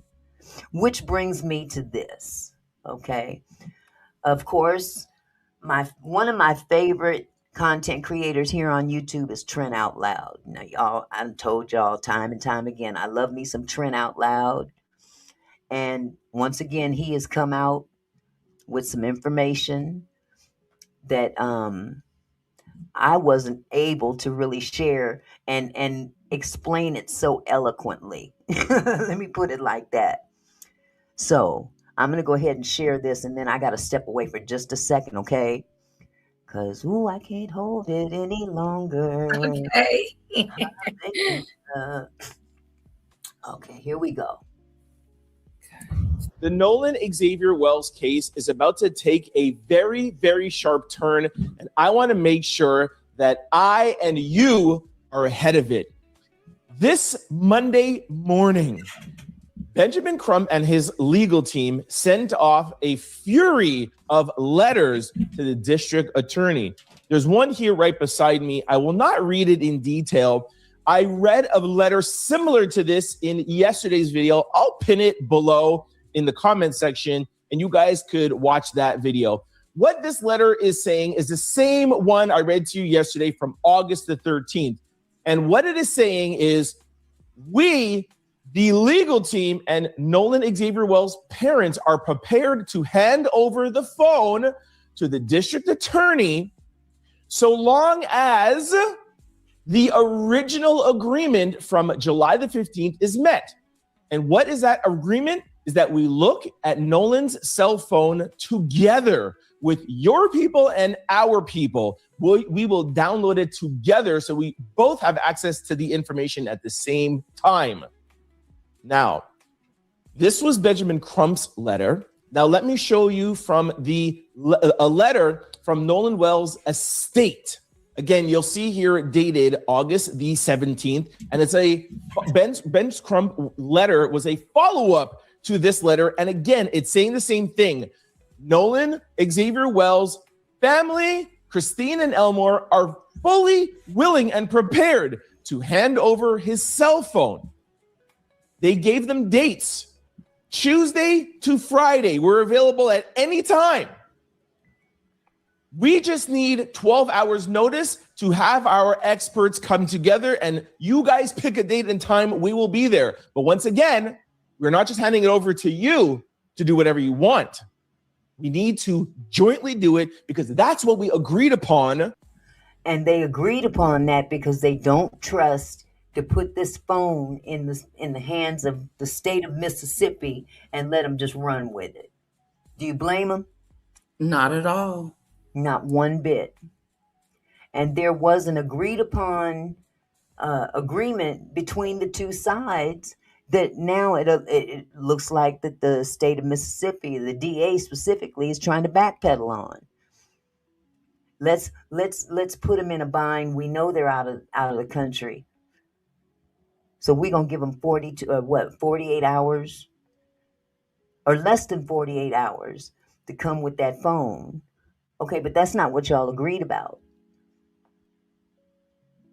That's not what y'all agreed about. Y'all agreed that you would mutually get together and go over this information together because they do not trust them. They should not. They should not trust anyone. It's like a movie. Everyone is compromised. Absolutely. So we look at it together.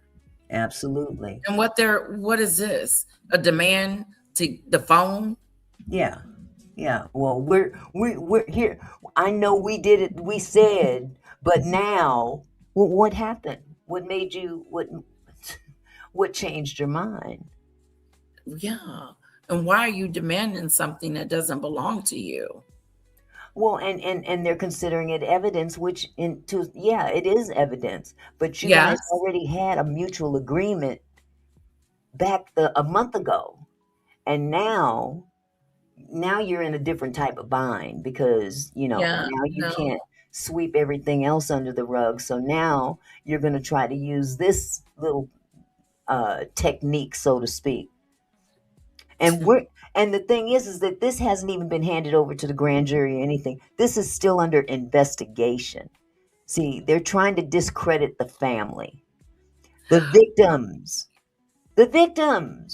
Why are they trying to stifle the whole investigation? I know why, though, Auntie Mickey.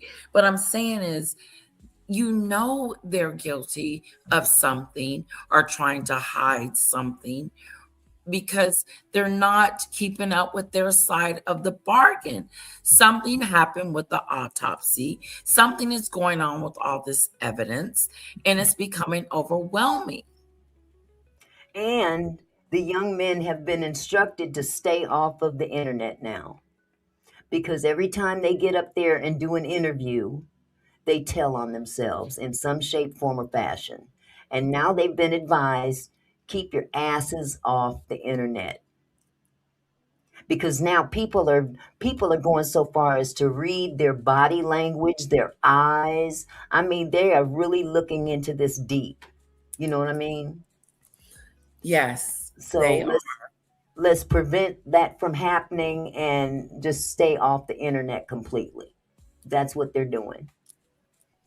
Well, they honestly, all these little interviews and things they keep running around doing, they are honestly telling off on themselves. Well, you know, it's ironic. I wish I had my iPad. I'm going to go grab that. I'm going to start this video up again. And Okay. I'm going to go get that. And I want to read something to you guys because something just sparked my curiosity that I wanted to bring out there because of the recent threats of defamation lawsuits.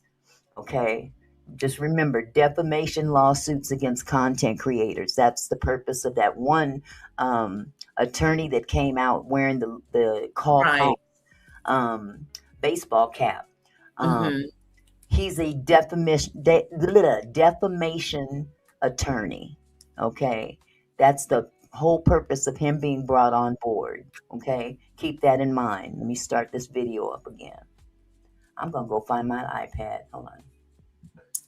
In our July 15th meeting. Again, I'm not going to go into details. Click on the video below for the full breakdown of the agreement. Now, why are we talking about this cell phone? Why are these letters? Why is everything revolving around Nolan's cell phone? For the past month, everyone's been talking about the boat, Officer Tatum, Nancy Grace, this or whatever, and everybody has had a ton of theories, the CETO call. Why now is everything involving the phone? And why are these legal documents getting sent out last Thursday, Friday, and now today? And that is what I'm going to share with you guys because I have some inside information about that. Before we get to that inside information, I want to take you back to last Thursday when former Officer Tatum was on Nancy Grace. We also covered this interview, and Tatum said something about the cell phone. Nancy's producers didn't do their job. I called them out, and I said, you guys should have prepared Nancy, because Nancy at that time didn't know about the agreement, the July 15th agreement that Christine said that, hey, we are holding back the phone until we both jointly inspect it. Not to mention, and I know this is probably off the subject that he's talking about right now, but if you look at previous interviews, previous videos that have Officer Tatum in them, as well as the other attorney, Edwin, what is his name? Tyler, I think his last name is. Anyway, if you look behind them in each of those videos, you'll see a bottle of Verdict bourbon strategically placed behind them in those videos. Those are called product placements. If you look into who owns Verdict bourbon, guess who the owner and creator of this bourbon is? Yeah, I think you told me Tatum's. Brandon Tatum. Mm-hmm. Product placement. So it's been said, and may or may not be true, that it's a possibility that he is also using this situation to push his product to make money. Okay? Off of Nolan's demise, yes. And also, when you see behind Tatum, and I don't know about Tatum, but that baseball cap behind the other attorney, Carl Cox, that's his baseball cap. But the other attorney was wearing that very baseball cap. Wow. So it was we were accused, us content creators were accused of using this to make money. Nolan, you're using Nolan Wells to make money and get paid off of Nolan Wells' name. However, um, Really? not only are they pushing their bourbon and their baseball caps and even the other side, the families of these young men have Yeah. opened that Give Send Go and Mhm. raising money. They didn't even put their own names on it. They put Nolan Wells' name Why? on that Give Send Go so they can raise money. They've raised damn near $200,000 for their quote unquote defense and to go after content creators to sue them. Oh my God, can you get any nastier than that? But you want to These accuse other people people. are acting like they're the victims. Like they lost someone. Well, that's how it usually goes. Throw a rock, hide your hand, and be the victim. Throw a rock, hide your hand, and become the victim. And I'm going to ignore Newsman's dad in here from your corny little comment. You can stay here and watch me cook. Officer Tatum said to Nancy, "Hey, Nancy, from what I understand, Nolan's mom still has the phone." And then former Officer Tatum, I'm going to play you the clip right now. He goes on to say, "Hey, Nancy, maybe the Mississippi DA and the police have not gotten Nolan's phone, maybe because it was a drowning, and maybe they don't need to look in the phone. The only reason they would need to look in Nolan." You see this nuthead? I'm a retard. Okay. Well, watch this retard kick your retarded ass up out of here, you bitch ass motherfucker. How about that? I just hate the fact that you're telling the truth. I mean, you people are really. That's what desperation looks like. Yeah, it's really something. Yeah, that's what desperation looks like. Yeah, so Nolan's petty. phone Yeah. as if they're investigating a crime. Listen to former Officer Tatum. Well, you're going to have a reason to get a warrant. And if it's a criminal investigation and they believe that they can find evidence of a crime, if they had access to his phone, I could see them getting a warrant to extract his phone. But if you're looking at a potential drowning and there's no criminal element involved, Nancy, there could be two things afoot. I'm not a part of the investigation, but I can see if they haven't gotten a phone yet, it's because they don't need the phone and they don't want the phone. It's not there of evidentiary value if there is no suspect here. If it was a drowning and there's indications of a drowning, they may not need it, Nancy, so they're not going to go get it. If they need it, they would have already had it a month ago. If they need it, they would have already had it a month ago. So if we go by former Officer Tatum's framework, then that would mean the DA is possibly investigating a crime because they sent out a letter to Christine and Benjamin Crump and the entire legal team saying, we need you to hand over Nolan's phone in the next 48 hours, but they want to negate the July 15 agreement. Why? Again, watch yesterday's video. Okay. That put out some light bulbs yesterday, and it got me to making some calls. And I will let you guys into some inside information, and I won't be able, unfortunately, to be too direct, but y'all are smart and y'all will be able to figure it out. So it's safe to assume that the DA now is investigating a crime and not a drowning, correct? Because they want the phone in 48 hours. Shout out to Christine and Ben for not handing it over and not giving them the phone and demanding they stick to the agreement to duly forensic investigation. Also, I have it on good information that the DA is preparing to go to the grand jury in the next 30 to 60 days. 30 to 60 days. Add that on to how much time has passed so far. 30 to 60 days from what when the this heck happened. are they waiting on? That's called drag them out. Drag it out as far as you can. And have hope they that- given his neck to the autopsy, to Ben Crump's autopsy team? Like, we're still missing some pieces, not literally, but we're missing some things that you guys need to give to us. Mhm. You know what I'm saying? Yeah, yeah. Aquina Like, says, it's so "Hello." shady. I'm sorry. What'd you say, sweetie?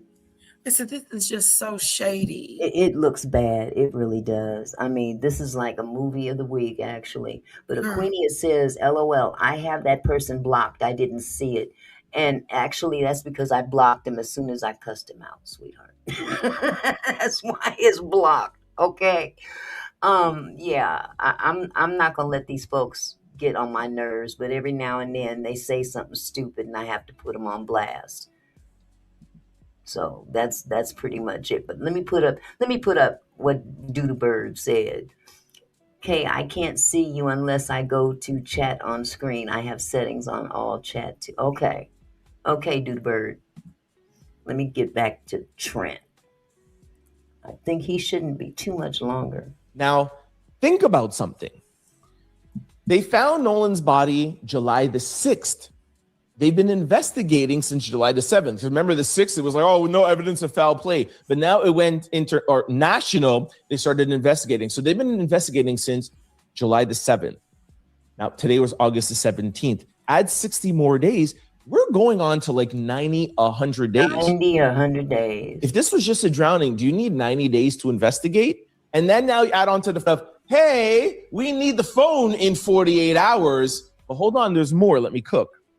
The autopsy was completed close to 2.5 weeks now, if not 3.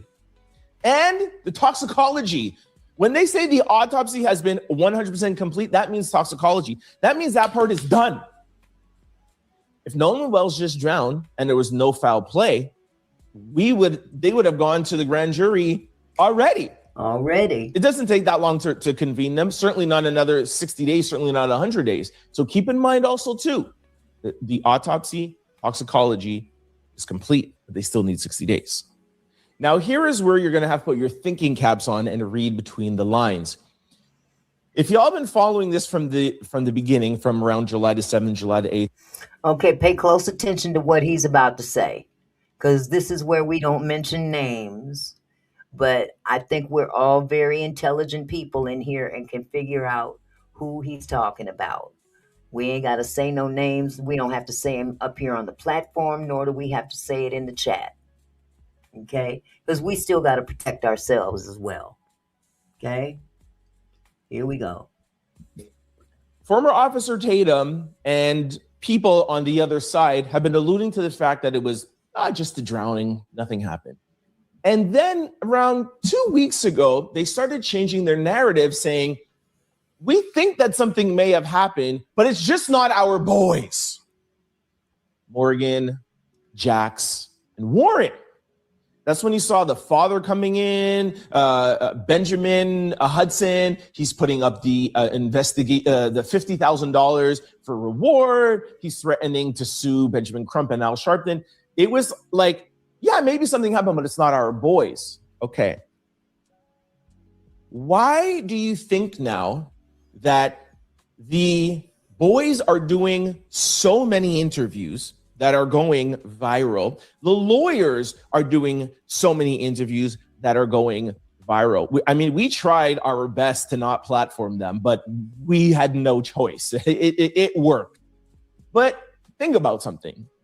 It's 2026, Mississippi. If this goes to trial, which if you put 2 and 2 together, the phone, the autopsy, the 100 days, grand jury, we might have a trial. Who is going to be the jury in that trial? Let me just say something real quick. Can I say something after you? Yeah, you go right ahead right now. Wicked Web. Yeah. Your comment, no one said it was the boys. No one's trying to pin it on the boys. What we are trying to do is find out the truth. And the boys may know something or maybe not. Mm-hmm. But the point is that we're just looking into it, trying to figure out what happened to Nolan. Mm-hmm. And Wicked knows that too. But let me add on to that.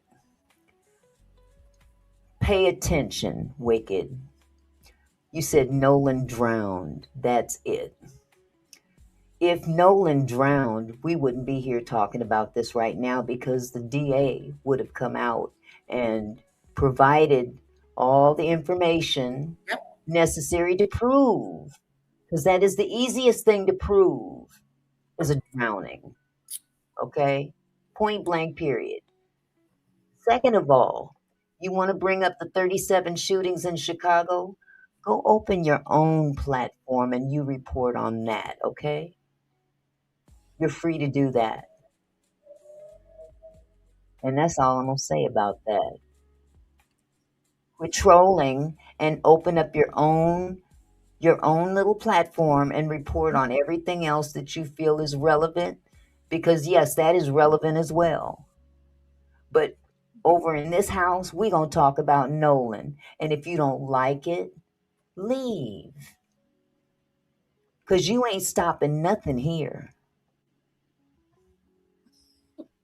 Exactly, Lisa.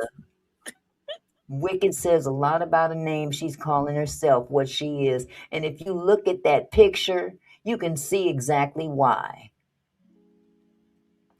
Let something like that happen to her family and That's see what just I'm how saying. much she don't want it talked about. Yeah.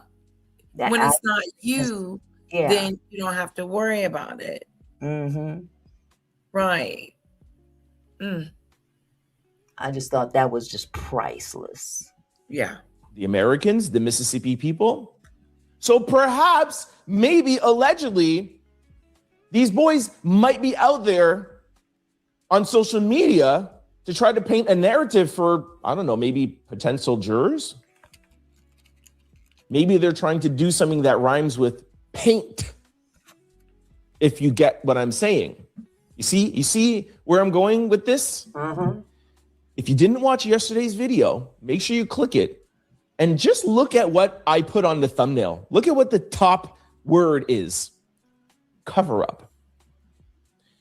So maybe this might not be a drowning, but maybe they might be trying to allegedly maybe point the finger in somebody else's direction. I don't know. I don't know. And maybe they're trying to do something that rhymes with paint. Read between the lines. Now, the last thing I'm going to tell you is, if you notice, former Officer Tatum, who was the mouthpiece for these boys, who did he interview? Warren, Tristan. Then the second interview, who did he interview?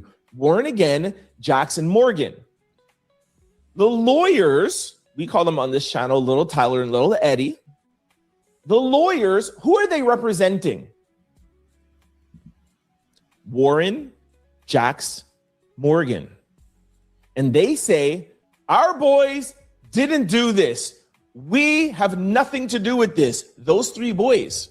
Notice who is not being represented. Boom. Y'all follow that? Yep. Those three boys, those attorneys are representing, but there's some people that are missing from that platform that clearly they're not representing. Right. Those attorneys were hired to represent those three young men. They're not responsible to represent the others.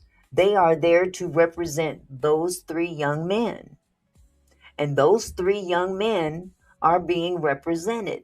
The others aren't. That's not to say that they're guilty of doing something to Nolan, but those attorneys are protecting them. They're not protecting all of them. Boom. That's where we gotta pay attention. Gotta pay attention. Because they may be up there to basically put the narrative out there that, hey, wasn't us, without saying it wasn't us. Do the math. I don't want to say the name because I don't want this video getting taken down. I'm not afraid of them suing me or whatever, but I don't want this video getting flagged because they could do some stuff. Think about the Cito call. Damn it, who? And we gonna leave it right there. I know. Uh-huh. We gonna leave it right there. But I wanted to bring to your attention something. Let me bring something to your attention. Okay, it's going to take me just a second. Now, I've got it up here on my screen, but I don't have the right one on my screen. So, let me see if I can pull up the right one. Because I did a little bit of I did some digging in terms of the narrative about defamation. Okay, let me see if I can pull this up without losing anything else. Give me just a second, you guys. You know I'm kind of slow. Let's see. I had it. Hold on just a second. Here we go. I was curious. I was curious about the distinction of, because when you're talking about defamation and when you're talking about, private citizens versus a public figure,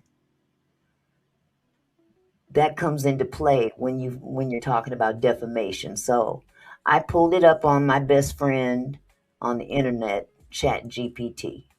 Okay. I wanted to get an idea of what could be construed as, let me get Trent off the screen. Okay. Let me pull this up, and I just want to show you what ChatGPT told me about what I was inquiring about. Okay. My question was, where does a private citizen become a public figure? Okay. And ChatGPT says a private citizen becomes a public figure for defamation law purposes, not simply because people are talking about them, but because of their role in public life or their involvement in a particular public controversy. There are basically three relevant categories. Number one, private figure. Someone who has not sought public attention or voluntarily inserted themselves into a public controversy. Okay, I'll read that again. A private figure is someone who has not sought public attention or voluntarily inserted themselves into a public controversy. A private person generally has greater protection under defamation law and usually needs to prove at least negligence depending on state law. Okay. Number two, a limited purpose public figure is, this is probably the category you're getting at. A previously private person can become a public figure for one particular controversy when they voluntarily, let me highlight that, when they voluntarily take a prominent role in that controversy in an effort to influence its outcome or public discussion. Examples could include repeatedly giving media interviews, holding press conferences, operating public social media campaigns, or otherwise deliberately. Click on that. Uh-oh, I went too far. Da-da-da-da-da. Sorry about that. Publicly, where was I? Examples could include repeatedly giving media, da-da-da-da-da, operating public social media campaigns, or otherwise deliberately entering the public debate. Number 3, general purpose public figure is someone with such widespread fame, influence, or notoriety that they're considered a public figure for essentially all purposes. Celebrities and nationally prominent people are typical examples. In other words, a general purpose public figure cannot just come right out and start suing people for defamation because they are, in fact, celebrities and out there. Okay? The important part is that appearing publicly doesn't automatically turn someone into a public figure. Courts look at things such as whether there was already a public controversy, what role the person voluntarily assumed in it, whether they sought access to the media, and whether the allegedly defamatory statement relates to the controversy they entered. There's another important wrinkle.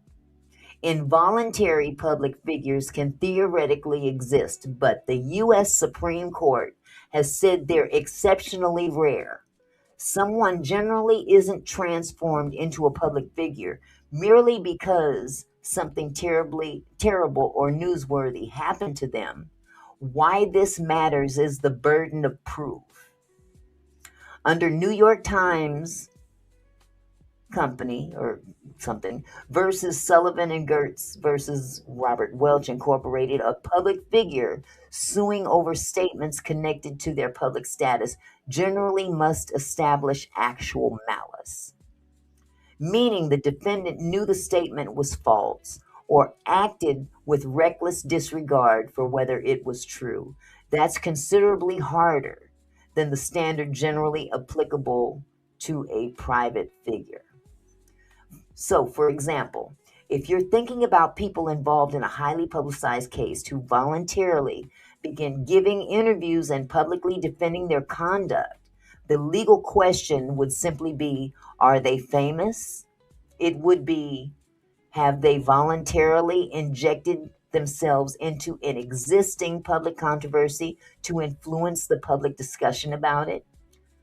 If yes, there's a plausible argument that they've become limited purpose public figures concerning that controversy. That does not necessarily make them public figures regarding unrelated aspects of their lives.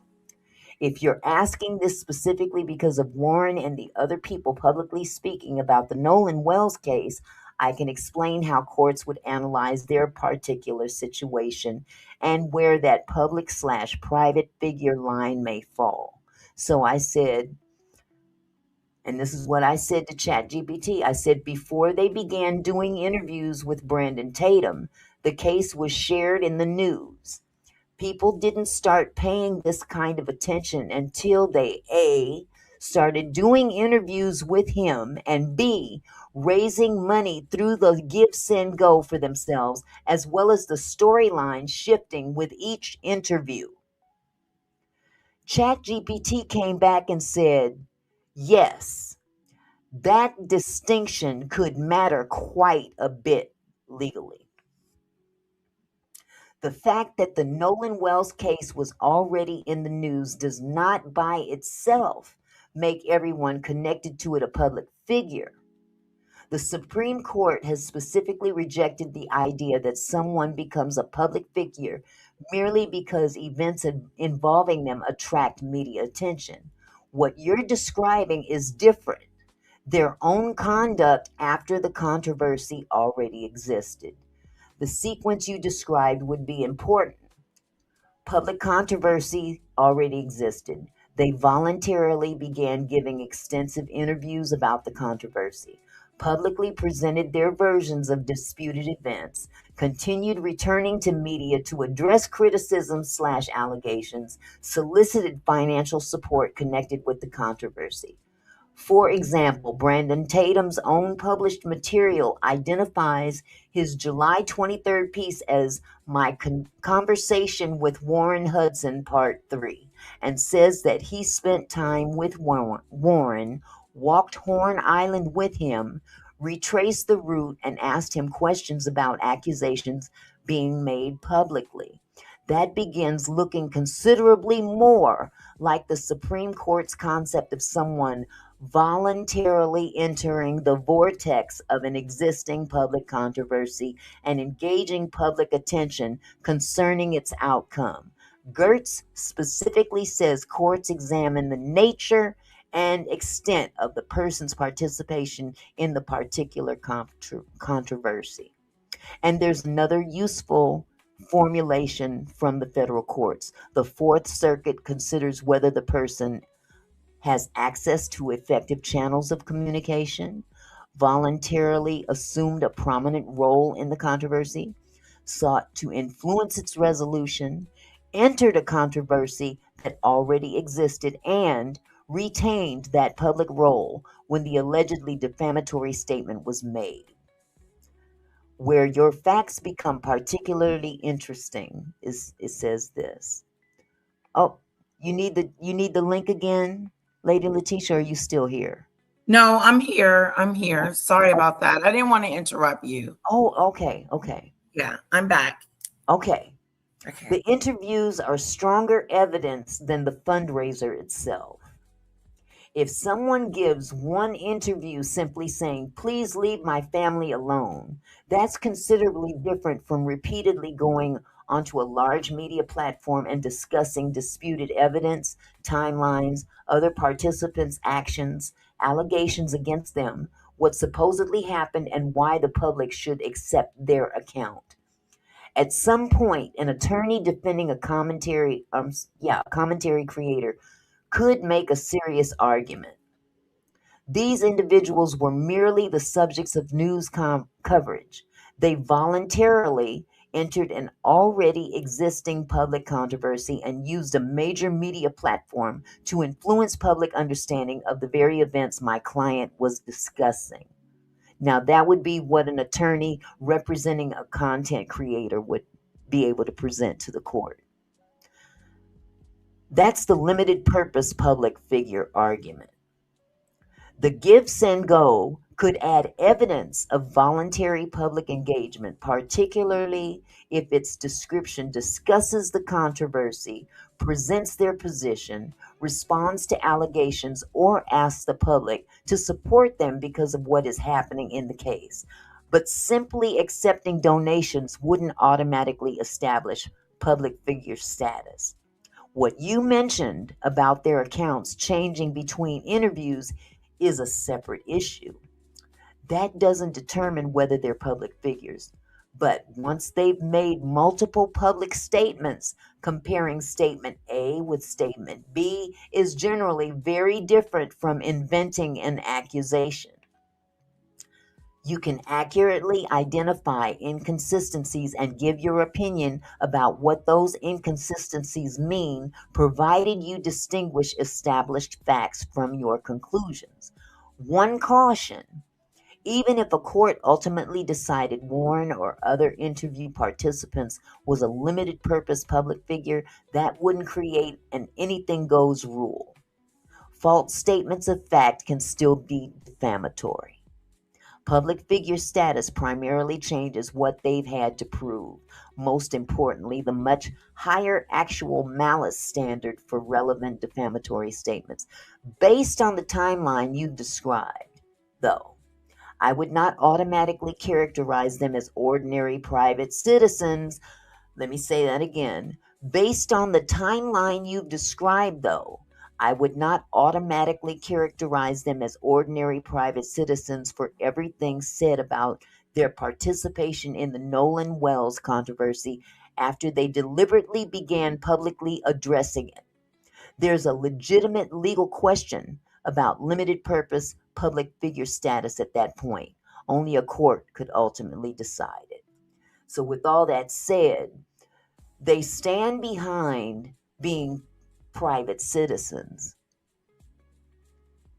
But if you're a private citizen and you begin inserting yourself into a story and continue to come back, you're inserting yourself into an already existing controversy, therefore taking you kind of out of that category of being just a private citizen. Then you're moving into a different category, making it a little bit more difficult to sue people for defamation. Now, yes, you should never come out and say anything full of malice against anyone, accusing them of doing something that you have no proof of that they did.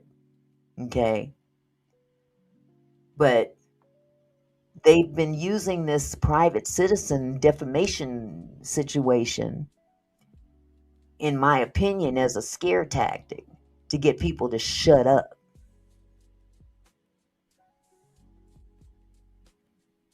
I'm going to leave it at that. I'm going to leave it at that, y'all.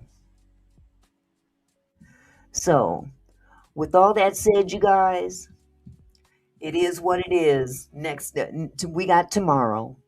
I'm sure more will come back tomorrow. Okay? I'm sure more will come back tomorrow. In the meantime, you guys, Lady Letitia, thank you so much for joining us today on the platform and going over this latest information.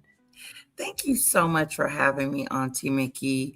It's always a pleasure. And I'm just in awe of your findings, your tenacity to do this and fight for Nolan. It's really something. So I just want you to know that I really respect you for it. Thank you so much. And I appreciate all your input as well. I really do. I appreciate you having the unction to get up here and put your 2 cents in as well, because everybody's voice matters. Even the naysayers, their voice matters. So, with all that said, again, I really appreciate you being up here and helping me out, because otherwise I'd have to carry this one by myself. Oh, but goodness gracious. I appreciate everybody that has hung with us this afternoon. If you didn't get a chance to hit the like button on your way in, please do so on your way out. If you'd like to subscribe to the channel, please subscribe to the channel. I thank you for your support. Both Lady Letitia and I appreciate all of you. And with all of that said, guess what? It's time to go take a nap. You guys, God bless you. And Lady Letitia, again, thank you so much. Have a wonderful evening. Good night, y'all. Love y'all.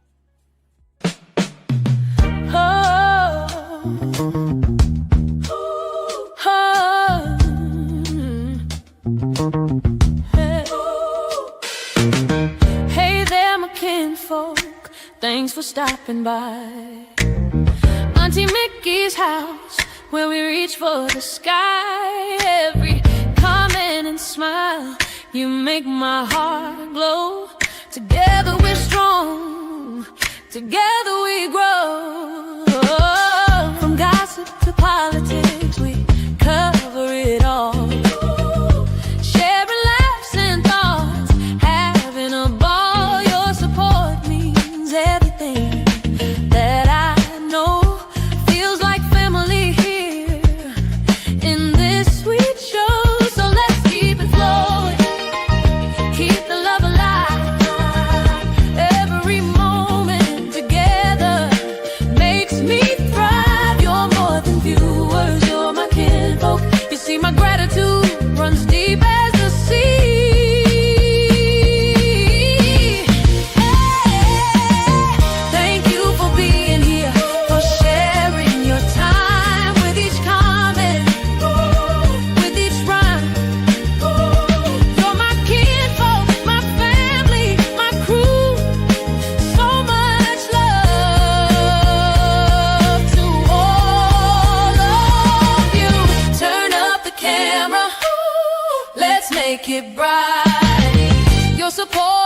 me up, ooh, takes flight.